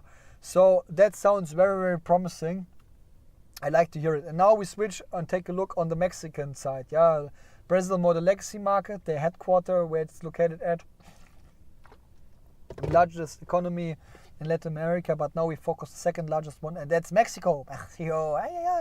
And we can see here, they're stating that the Mexican banking business basically grants a lot of potential just on kind of a gap aspect. And this gap results out of a low interest rate which get provided by the banks to their customers of 3 to 4%, but simultaneously the public sovereign interest rate, by the saleage, by the authority, is 12 to 13%. Yeah? So there is a big gap, basically. And so there's a lot of potential to utilize this big gap between the customer rate and the sovereign rate. And their management tells, okay, what they need is trust. What they need is to achieve brand awareness and reputation. And as soon as they're achieving it, they can dig this potential. And that's the key. And people will transfer the money in Mexico from the legacy account, from a traditional on-site bank to Nu. Yeah, so crazy. And the last point, what impressed me somehow, it was more like a side note, but what impressed me is Nu on purpose actually in the past de-accelerated the business and the rollout in Mexico on purpose. Yeah, one more time on purpose. for research and development reasons. So they do analysis, want to adjust a little bit their product portfolio and their go-to-market strategy. And now they decide to re-accelerate it. They did this really on purpose. It feels like a puppet player when I hear this. Yeah, I'm not sure if it's really that case, but I mean, you always think as soon as you step into a market, you enter it 100%, push it forward, really all out, all in, all energy on it. But they de-accelerated and make sure that the approach is the right one. And now they figure out, okay, they are on track, and they accelerated it. So now the game has started. Yeah, even though they entered the market 4 or 5 years ago, they did their research whatsoever. Now I expect something in the future in terms of Mexico. Let's see what will happen, but sounds very promising. Otherwise, I think this kind of professional management team would not communicate these confident words. Yeah? However, that's it for new, and that's it for the call. And guys, I liked what I've heard, very positive as well. Even though I rated it neutral, call was positive as well. I kept it neutral, but very interesting facts, and maybe it's interesting as well for you as an investor or someone who has, for instance, NU on your watch list. And guys, before we go on with the fourth stock, SentinelOne, the new player of my portfolio, one more time, a reminder to like and subscribe if you like the stream, and follow me on X, on Instagram, and on Reddit, guys. Otherwise, I will not stop to stress you out with this kind of promotion activities. Yeah, so maybe I will stop if it doesn't have an effect. I don't want to waste your time anymore. However, otherwise I will keep doing it. Guys, let's go on. Sorry, what I've missed to share. Big mistake, Mexico. I want to share you a comparison, what they shared, what they shared at the press release presentation slide deck. And you can see here, guys, very impressive from my perspective. They compared Mexico and Brazil after 19 quarters. You can see it here, after 19 quarters, so roughly 5 years. Both markets. And you can see, I mean, basically in all directions, Mexico developed better, even though they de-accelerated the business, even though. You can see it here. Yeah, market share higher, almost double the size. Active credit card users, based on percentage and market share, higher. Not absolute, but percentage. Active new accounts, triple the amount, and way more market share. Purchase volume higher. Deposits, as well, double the amount than Brazil after 19 quarters. The interest earnings portfolio as well, way higher, and the revenues overall higher by 50%. Of course, inflation whatsoever, was way earlier, a few years ago when they entered Brazil. However, it's great to see that they really can use their knowledge and competence and experience to improve their go-to-market strategies. Okay, now it's done with Mexico and NU. That's it in terms. And now we go on with, share this with you, SentinelOne, guys, which is developing so far so good. And here we go. So SentinelOne, who is SentinelOne? First of all, SentinelOne is an endpoint, cloud and identity security provider out of the US, and they are active as well in data and AI services and product business. They are my newest investment. I invested in it 2 or 3 months ago, and because it just dropped very heavily after earnings 3 months ago, which in my perspective was not fair, was not reasonable. And on the other hand, there was a CrowdStrike from the major competitor in cybersecurity, one of the largest cybersecurity vendors out there. CrowdStrike, they did some updates on a Friday 2 weeks ago, I think, and the result of it was an outage, and I think 8.5 million Microsoft computers didn't work anymore. So really some trouble was going on, and they lost a lot of reputation damage and trust issues result out of it. And yes, of course, SentinelOne as a direct competitor participated as well very strongly. However, now we talk about the matrix, and I didn't guide it because I wasn't invested 3 months ago. But now I will back as well the stream in roughly 4 weeks. I think 30th of August. Yeah, it's stated here. Will be the next earnings release. And you can see, I mean, based on my rating, it was neutral, not too positive, not too negative, but a little bit more tendency to positive from my perspective.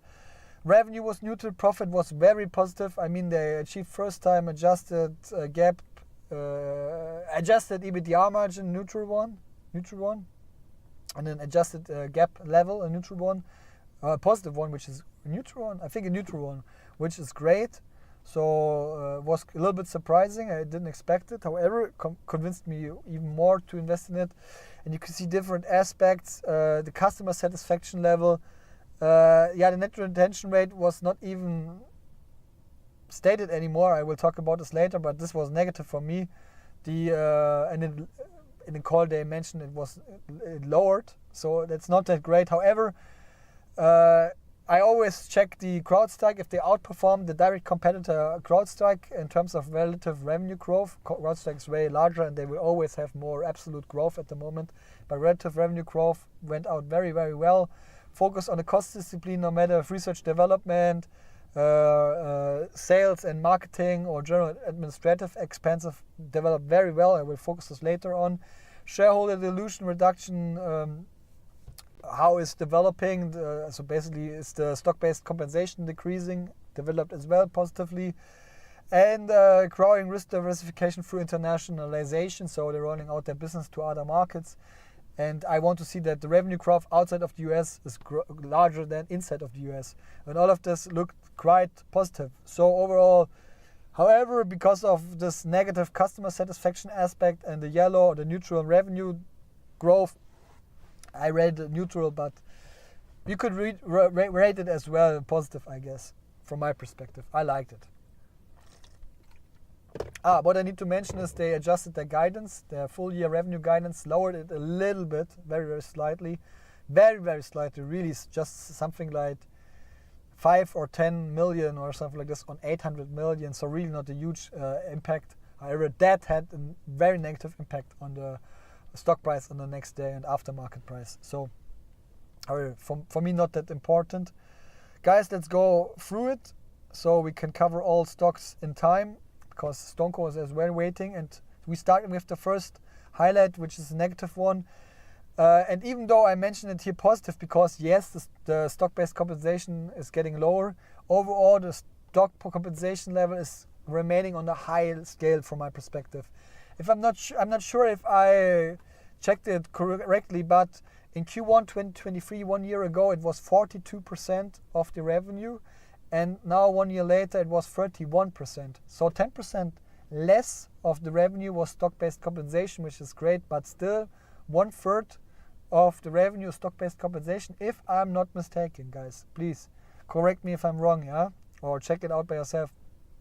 But that's not a low number from my perspective. So this is what I don't like. And then way more important for me, and you see it here already, the customer satisfaction KPI, which is for me the net retention rate. So basically the legacy customers, if they spend €1 last year, how much of it they spent the next year. If it's 100%, then they will always spend $1 each year. If it's 110%, then this year or the next year they will spend $1.1. Yeah, if it's lower than 100%, they spend less than a year ago. So that's important for me. And actually, in the past, they always displayed it, yeah, with a chart with the development of the past quarters, and this time they removed it completely.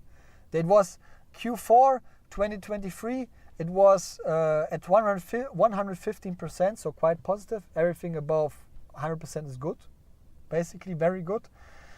And now it's not existing anymore. I mean, and that's not nice. That's not nice. I don't like it. I don't like that they set out the focus, and maybe they feel already some negative developments going on and they need to stop it. but yeah, I don't like it. For me, information transparency is always very, very important.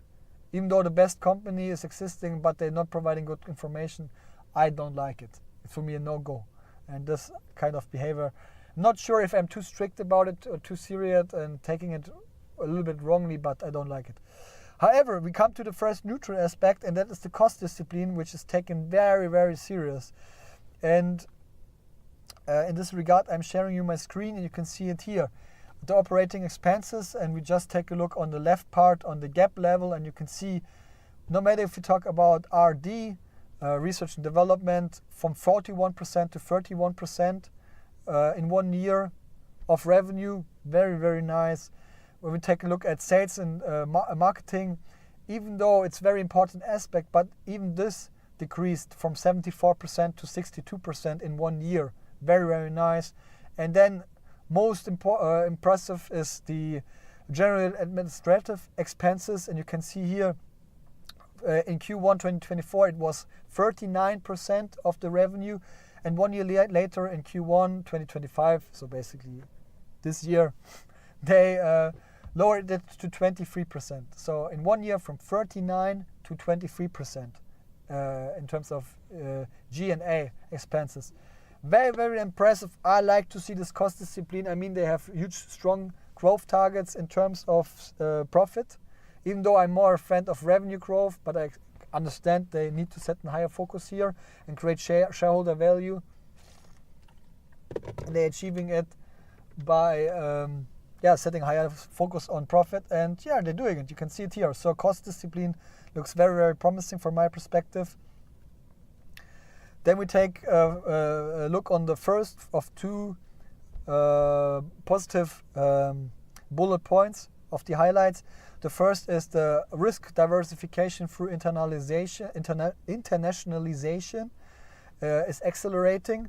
So basically you can see that they accomplished revenue growth in the US of 40% year on year in Q1 2024. And outside of the US, they accomplished 44% year-on-year growth. I like to see this. I like to see that they diversified the risks. They not focus everything on the US or whatever on the home market. So that is very nice. Even though it's not, honestly, not the strongest positive aspect, but it is a positive one from my perspective. Okay, let's go on. First bottle is already finished almost. So not only battery is going low, not only data volume, not only my battery, but as well my water capacities getting down. But here I have another one. Better prepared than at the beginning of this YouTube channel 1 year ago. Actually, I should do an anniversary party stream, but maybe in 9 years, not now. Okay, guys, let's go on with the last positive highlight for SentinelOne, and that is that they first time ever achieved positive operating and positive free cash flow margin. Yeah, so you can see that it was 1 year ago 21% negative in terms of operating cash flow, 21% negative, and now it's positive 23% 1 year later. And when we talk about free cash flow margin, 1 year ago it was minus 24%, and now the cash flow margin, free cash flow margin, is 18% plus. Yeah, crazy. Like this very, very much. This is the power of SaaS companies, how they can work with the levers of profit, achieving losses or profit whatsoever. Crazy and nice. And I guess the market liked this as well. Okay, guys, now we need to focus the key question, and it was a little bit difficult for me to find a key question, but now because of the current ongoing news, I am just primarily interested in the key question: how strong will they participate on the CrowdStrike outage consequences? Yeah, so again, bad reputation, negative impact on the performance of CrowdStrike very much, but the question is now, how much of the share of CrowdStrike, of projects, of customers they can get and transfer to their product and project and customer portfolio? That's the question. We will see. I am not sure how important this is for them, but I guess somehow they will participate on it. And maybe it's stronger than expected. And maybe they can already communicate and elaborate on this topic a little bit on the upcoming earnings release in roughly 1 month. Guys, taking focus on the call, and I covered the call 3 months ago actually, not now, one more time. Maybe I should do it, but I keep it very compact. It's actually good because I don't have so much time today. However, I focused the main aspects, and first of all, when we talk overall impression of the call, the introduction by the management, so when they proactively talked about their results and the developments in the past 3 months, it was very, very, very technical driven, and combined with a lot of customer examples. There's one customer and we achieved with this customer that, there's another customer who told us we are here the best, something like this. Let's keep it simple, something like this, yeah. That's not that typical. I like it somehow, yeah, but was surprising for me. And then what was very interesting, the CEO of SentinelOne was very, very aggressive against the competitors. I mean, that's very common in this sector. When you take a look at CrowdStrike website, on Fortinet website, on Palo Alto Network website, on Zscaler website, on Wisk's website, on Sentinel website, you always see competitors and the advantages against those competitors. I don't think in any other business, like for example NU, they will not have a sector in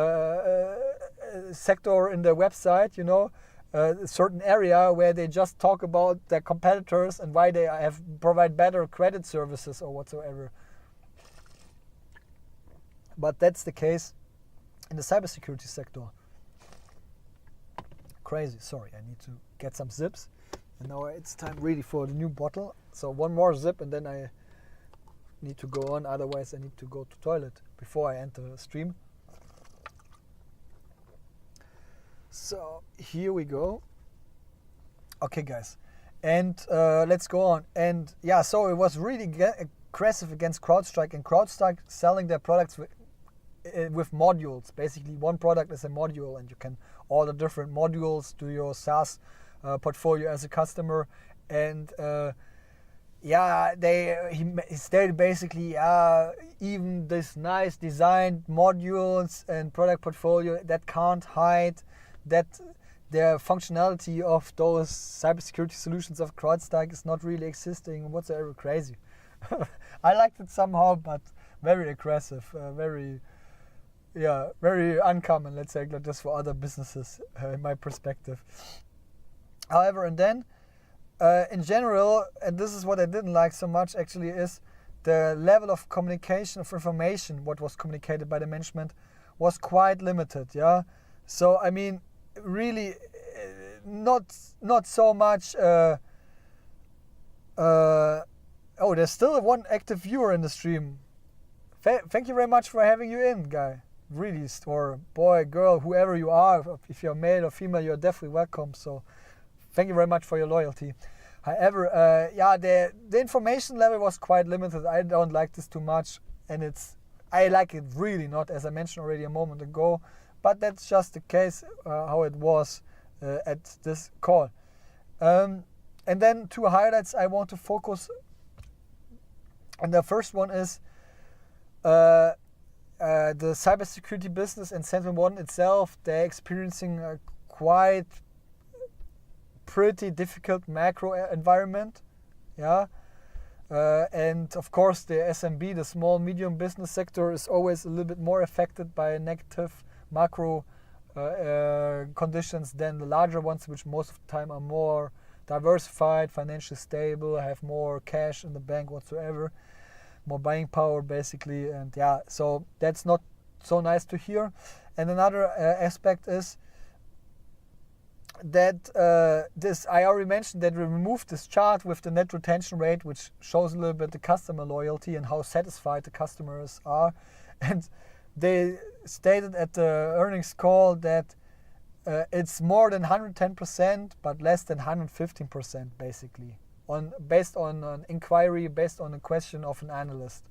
So yeah, at least they give some numbers, and some facts and some quantitative data, but yeah. So the highlights, the call wasn't that positive. I can't tell different. And afterwards, as long as my memory is correct, because I listened to it 3 months ago, and I checked the press release as well 3 months ago. However, the press release was quite positive from my perspective, even though I would like to see more information there. CrowdStrike is providing way more information, way more deepness, way more depth in terms of information. That is where SentinelOne has definitely some room for improvement left. And because of my investment in Perion Network and I lost so much money, I always a little bit concerned when I experienced this. Because in Perion Network I was as well always missing information. Personally, that was my opinion, and yeah, now I'm feeling the same in SentinelOne, but maybe it's just how you behave a little bit in this business. However, call was not the best experience. Press release looked quite well. That's my final verdict on SentinelOne. And one more time, last time before we go and set a focus on the last company we take care of today. Guys, please leave a like to this video, subscribe to it. Highly appreciate if you take care of it, and if you follow me as well on social media. I always try to keep you updated about my new stock purchases and my opinions. In the future, maybe I will invest a little bit more time to cover some news on time as soon as it's getting launched. So yeah, then when you follow me, you will not miss any information anymore in the future. And now we start with the final company, and I guess the battery level is low from my notebook. There's 30% left, but I guess we can cover it. We will not run out of time. And it's StoneCo, the point of sales payment solution, financial services, and ERP software provider out of Brazil. Woo! And you can see the result was not woo, it was more because my verdict was a negative one. Yeah, and after ALFEN it was the second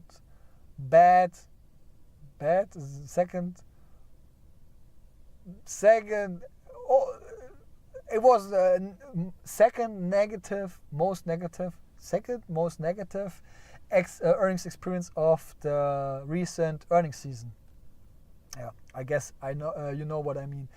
And why was that the case? So first of all, when we take a look at the major metrics, revenue and profit growth, so top line and bottom line growth, both they missed it basically. I think revenue even stronger than profit, but definitely both not impressive. And all other more detailed metrics, which I regularly cover during the earnings streams, it was more neutral.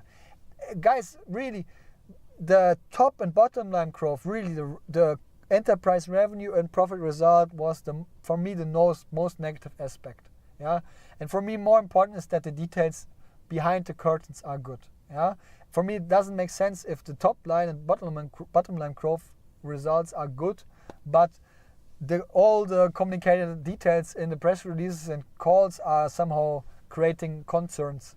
Yeah, and creating struggles in your mind. And in terms of StoneCo, honestly, the experience was vice versa, completely opposite one. Yeah, so revenue and profit growth was not great, but the details overall looked good. And let's talk about the details and let's talk about the highlights in terms of the press release. And you can see here that, I mean, they have key account customers, so larger enterprises, and they have MSMB, micro, small, and medium businesses as customers. And you can see that the key accounts, the larger ones, getting more and more less relevant as the customer base. So 1 year ago in Q1 2023, the ratio between key accounts and MSMB customers was 1:5. And now 1 year later, it was basically 1:9. So huge development. I mean, one reason is they set real high, way higher focus on the MSMB customer base. So it is on purpose. Yeah, there's a reason behind it. They have an awareness about this. But on the other hand, yes, really the key accounts getting less and less. Yeah, so that's not that great. And then what concerns me more, or what I don't like even more, is actually that in their core client base, MSMB, up and cross-selling is going into the wrong direction and is developing somehow bad. you can see that the ARPAC, so the same KPI what you have seen at the new business, so the average revenue per active customer, year-on-year growth, it is basically minus 20%.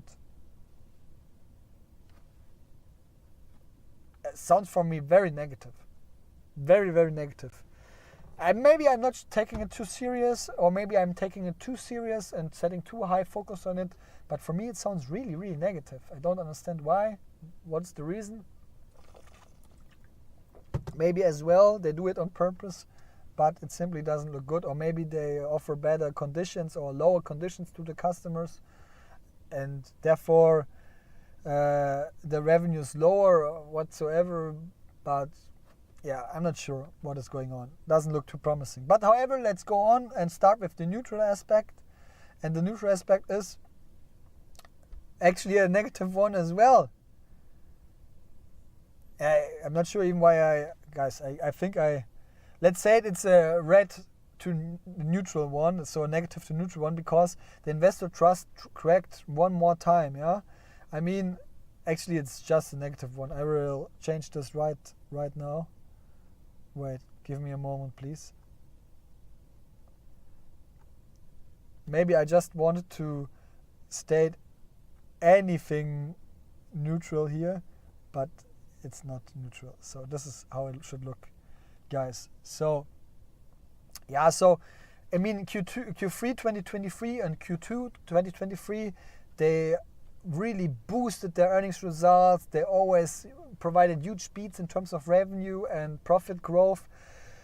And yeah, in Q4 2023, the experience already cracked because I think they missed the revenue target, even though they guided or they covered the profit target, but they missed the revenue target.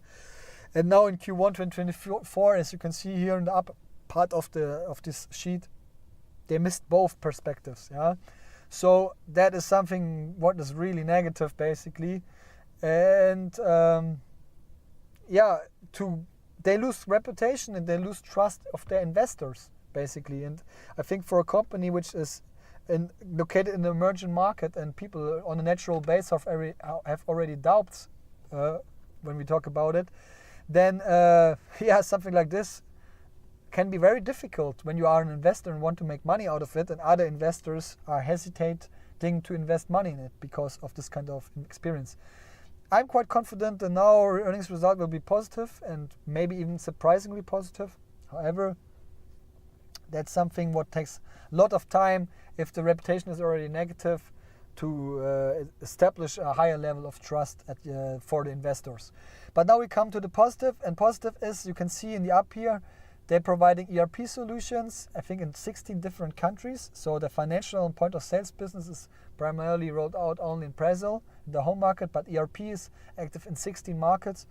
And this software business, it's called Links, and they purchased it a few years ago, yeah, acquired it basically, the company, one of the, I think, largest software acquisitions in Latin America, if not the largest one. And high hopes comes into the place because of this huge investment, and it developed very negative, and there was not so much synergies going on between software business and the payment solution business. But however, now it seems that the software business and the software division is recovering. You can see they achieved a year-on-year revenue growth of 3%, yeah, which most of the time in the past quarters was more or less negative. And they achieved adjusted EBITDA year-on-year growth, so on the profit side, of 65%, which I think is very, very positive and very, very promising at the end. Yeah. So yeah, that's something nice. I need to tell, and something I personally waited a long time for, because I like this blend out of point of sales terminals, so where you can pay by QR code, by your phone, by your credit card, you know, at a retail store.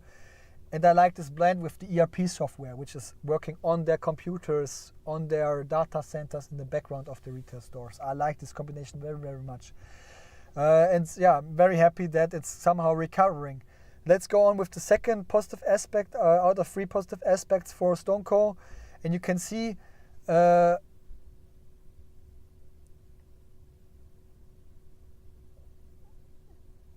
you can see that there's a potential of relatively, from my perspective, relatively easy achieve more banking customers. Yeah. So I mean, the legacy business is payment business, and now they have really a banking license, and they're providing credits and loans, debts, whatsoever, money. Yeah. And so more this traditional banking business, let's say it like this.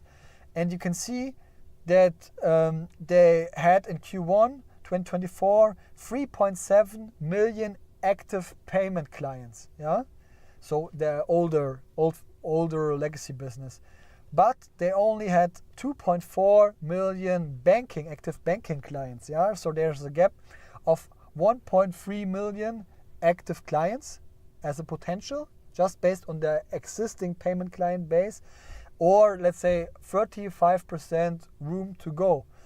And I like this very much because, I mean, they are already customers, and hopefully they are convinced customers because they are active customers. Most of the time, active customers are convinced customers.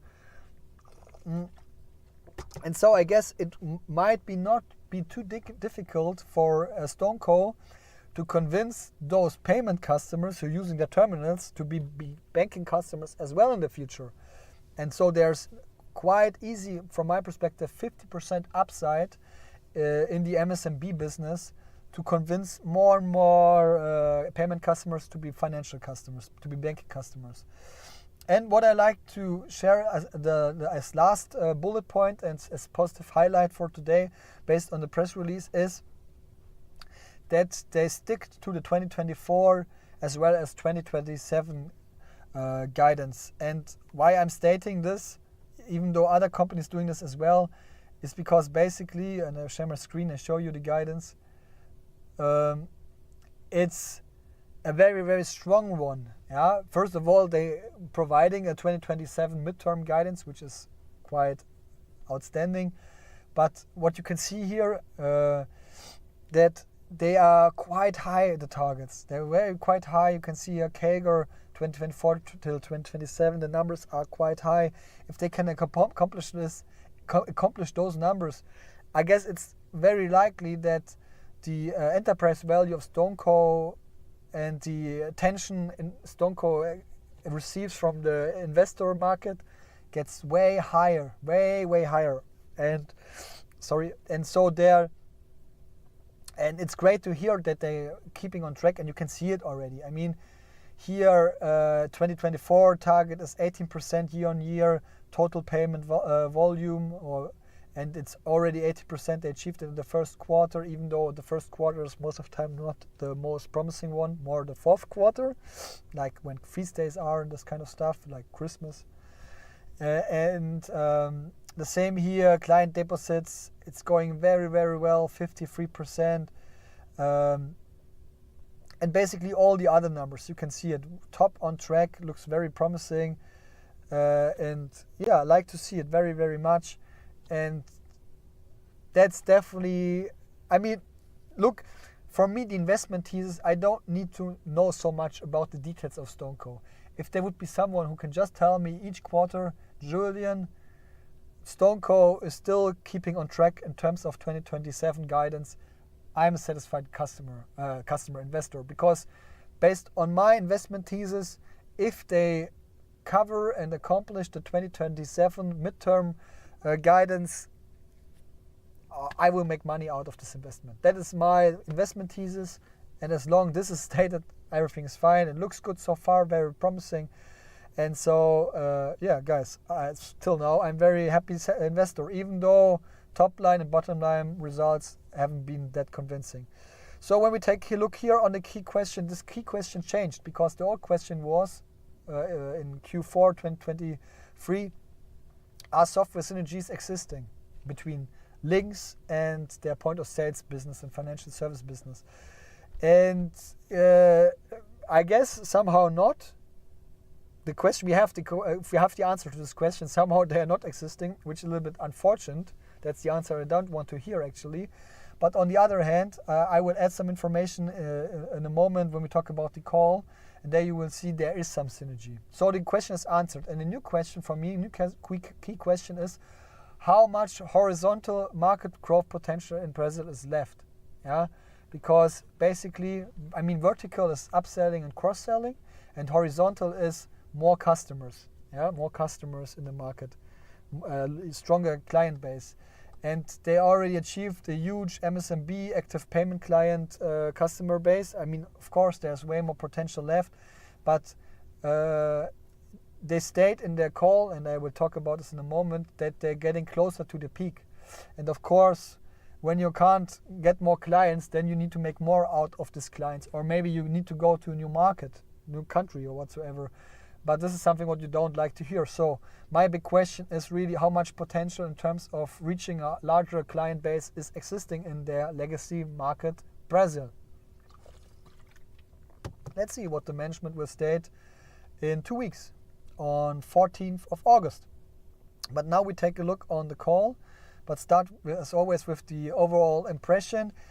And you can see, I mean, they communicated very open, very transparent from my perspective, added a lot of details to it, and overall it sounded very professional, what the management, how they behaved. Overall as well, my impression was that there was not so much negative energy and emotion and trouble going on. Yeah, some analysts even congratulated and asked why the guidance wasn't raised if the results are as good as they have been. Yeah, I mean, again, top revenue, top profit was not the best, but the details looked for me quite promising, honestly. Not everything, but some, or most of them. And yeah, that's nice that analysts ask something like this. Yeah, what I didn't like was that the software focus, this links business, felt out quite tiny. But on the other hand, analysts didn't ask any questions about it. So maybe I'm the only person who's interested in it. And yeah, at least I talked a little bit about it. However, let's talk about the highlights of the call.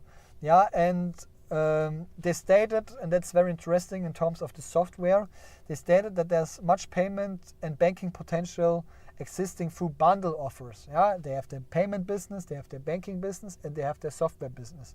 And they want to combine this payment and banking services and products as bundles. And they use the software business links as a door opener. That is how they do it. I always thought, okay, because of the legacy payment business of the terminals they provide to different restaurants and grocery stores, whatsoever, and shops, they can use this legacy business to establish as well their software business and sell it to their customers. But this is not how it works. Actually, they use it complete on the opposite side.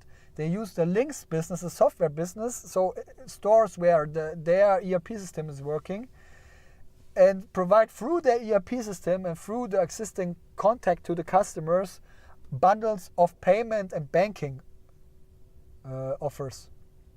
And they do this with high focus currently on gas stations and retail businesses. That is what they figure out is their core client base at the moment. Okay, so there are synergies existing. So that's the answer of the key question I talked about a moment ago.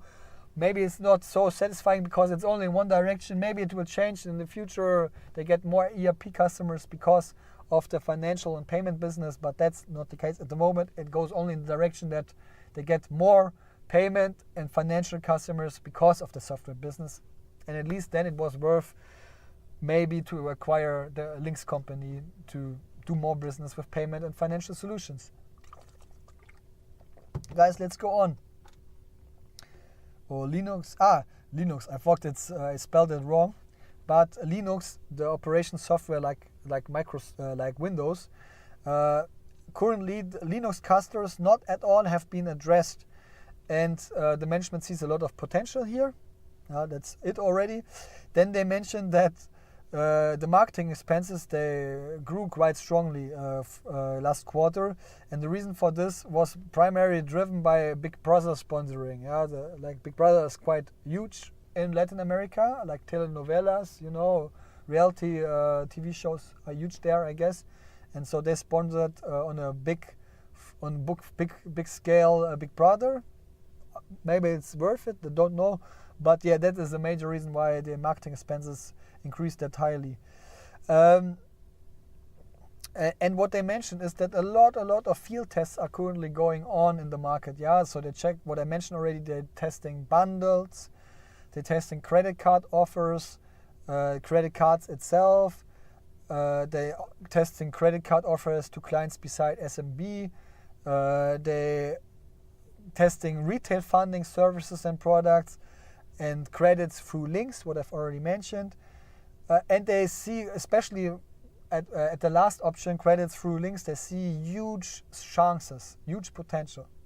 Yeah, let's see what will be the outcome, but great to hear that even though the horizontal growth potential is a little bit limited, so client base is limited, of course, the vertical one, selling more products or upselling, cross-selling, doing more revenue per customer, that showed, it seems like they're working on it, and maybe they find a way to dig potential.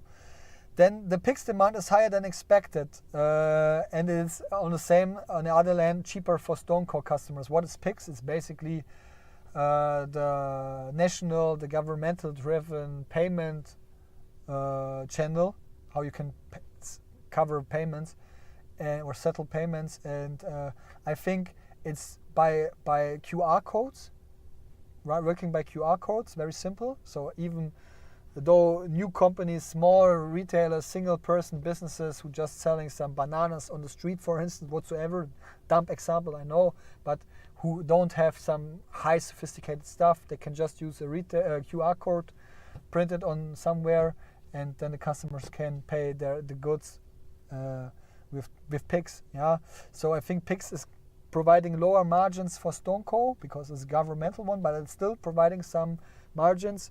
And yeah, it's higher the demand than expected, which is good and bad on the same level. I mean, it would be great.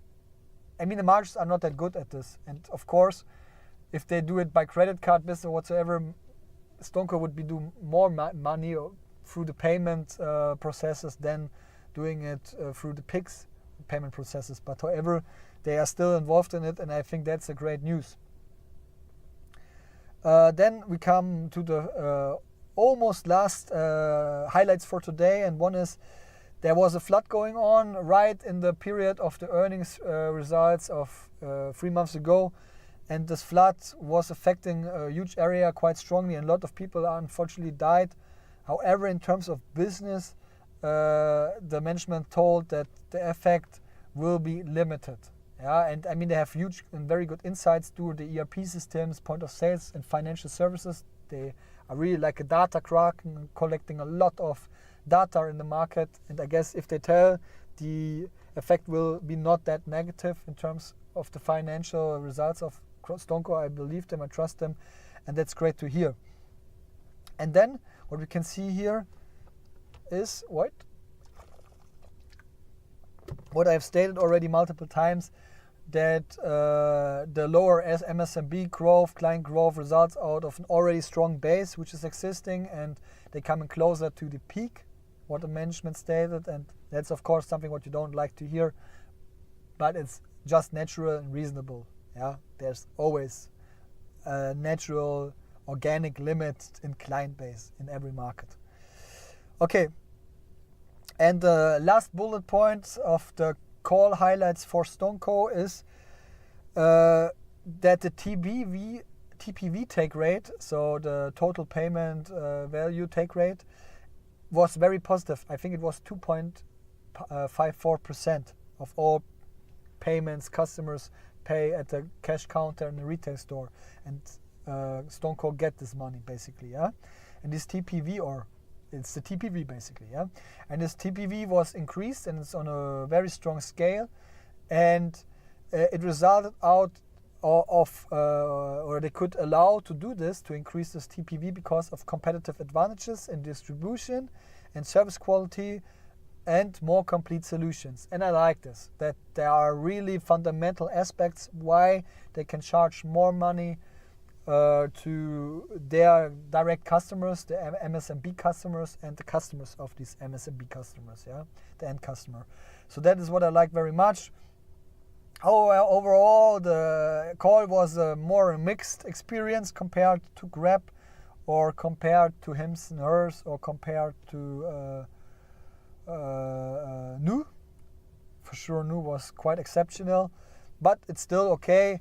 And again, overall, I rated it as negative, but could be more negative, yeah? So it's not the worst experience.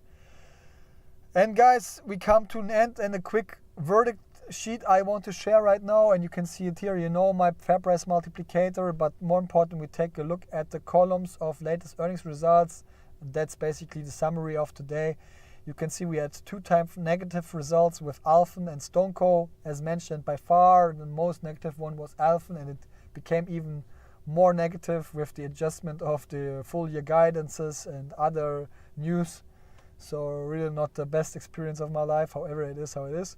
StoneCo was already tending to neutral, but I kept it on negative because of the top and bottom line growth and results. However, then we can already start with the neutral results. Grab was quite positive, neutral results. NU was quite positive, neutral results. And SentinelOne was as well quite positive, neutral results. So neutral to positive already. If there would be a tendency, it would tend to positive. So that's quite nice. And HIMS and HERS, as I mentioned, best earnings results as a single stock investor I've ever experienced. Can't tell it differently. So overall, I was and I'm still quite satisfied with the earnings results. If ALFEN would not hit that negatively, I would be way more convinced by the earnings results. And ALFEN was the last one of the last earnings season. I think, yeah, it was the last one. So the last impression sometimes has the strongest weight. And so it was not that great. However, I can be quite satisfied with it. And yeah, I'm really strongly looking forward in the next season. And you can see it here. I stated already yesterday at the investment portfolio update, but you can see here the appointments for the earnings releases in the upcoming 4 weeks. So next week on Monday we start with HIMS and HERS, 3:30 p.m. ET times or 9:30 p.m. CEST times. I will stream live, and roughly on the same times. I need to figure out if it's always the case, but just when you follow me, you will always get the notification of an upcoming stream. But you will see that the week after, on 13th, we go on with exotic companies NU, on 14th with StoneCo, and on 15th with Grab out of Southeast Asia. So very promising. 1 week later, we talk about the bad treated stepchild ALFEN. Yeah. On 22nd of August, let's see what will be the outcome. It can only get better, but I think it's not up to ALFEN, it's up as well on the market. That's a little bit unfortunate. However, I don't have high hopes. It's a complete opposite compared to HIMS and HERS. HIMS and HERS, I have really high expectations. And in terms of ALFEN, I'm just happy if they're not messing it up too heavily. Honestly, that's my opinion. And then the earnings season gets finalized with the cybersecurity vendor and my newest company, SentinelOne, on 13th of August. That's the plan, guys. Would be amazing if you join on Monday to the earnings call. I'm very sure it will be a good one, and quite confident it will be an interesting one. I hope it's not just because we will have a good time. I hope it will be as well because of good results by HIMS and HERS. But let's figure it out together. And last but not least, guys, one more time, last time for today. If you liked what you have watched in the past 2.5 hours, then feel free to leave a like and to subscribe to the channel, to follow me on X, on Instagram and Reddit to not miss any news when I purchase stocks, when I comment on some news on the companies I'm a shareholder of, and maybe you are a shareholder of as well. So yeah, I would highly appreciate if you do this, and it adds value to you as well. And so guys, that's it for the day. Thank you so much for joining, man. It was a very, very long call, no doubt about it, but yeah, it was worth invested quite a lot of time in preparation of this call, but I guess it was worth it. So hopefully you watch later, all of you watch later your informations, you check out the details of your company you're invested in. I guess it adds definitely some value to you, and it saves you some time, because then you don't need to I mean, always recommend to do your own research whatsoever, but if you're running out of time, at least you have a chance to get a little bit more information of your company without investing so much time as I did for all those companies. Guys, thank you very much for joining. Looking forward that you join on Monday for the earnings stream of HIMS and HERS or of the other ones in the upcoming 4 weeks. Or if not, I will roll out more and more my news episodes in the future, set a higher focus on it for sure, and keep you more updated in the future on a higher frequency base. However, highly appreciate that you joined and you leave some comments. David Halsell and Lone Mover Man, highly appreciate this. And of course, AP Waterman as well. Greetings to you guys. Have a great weekend. Enjoy your life. Take care of yourself. And looking forward to talk to you in the future. All the best. Cheers.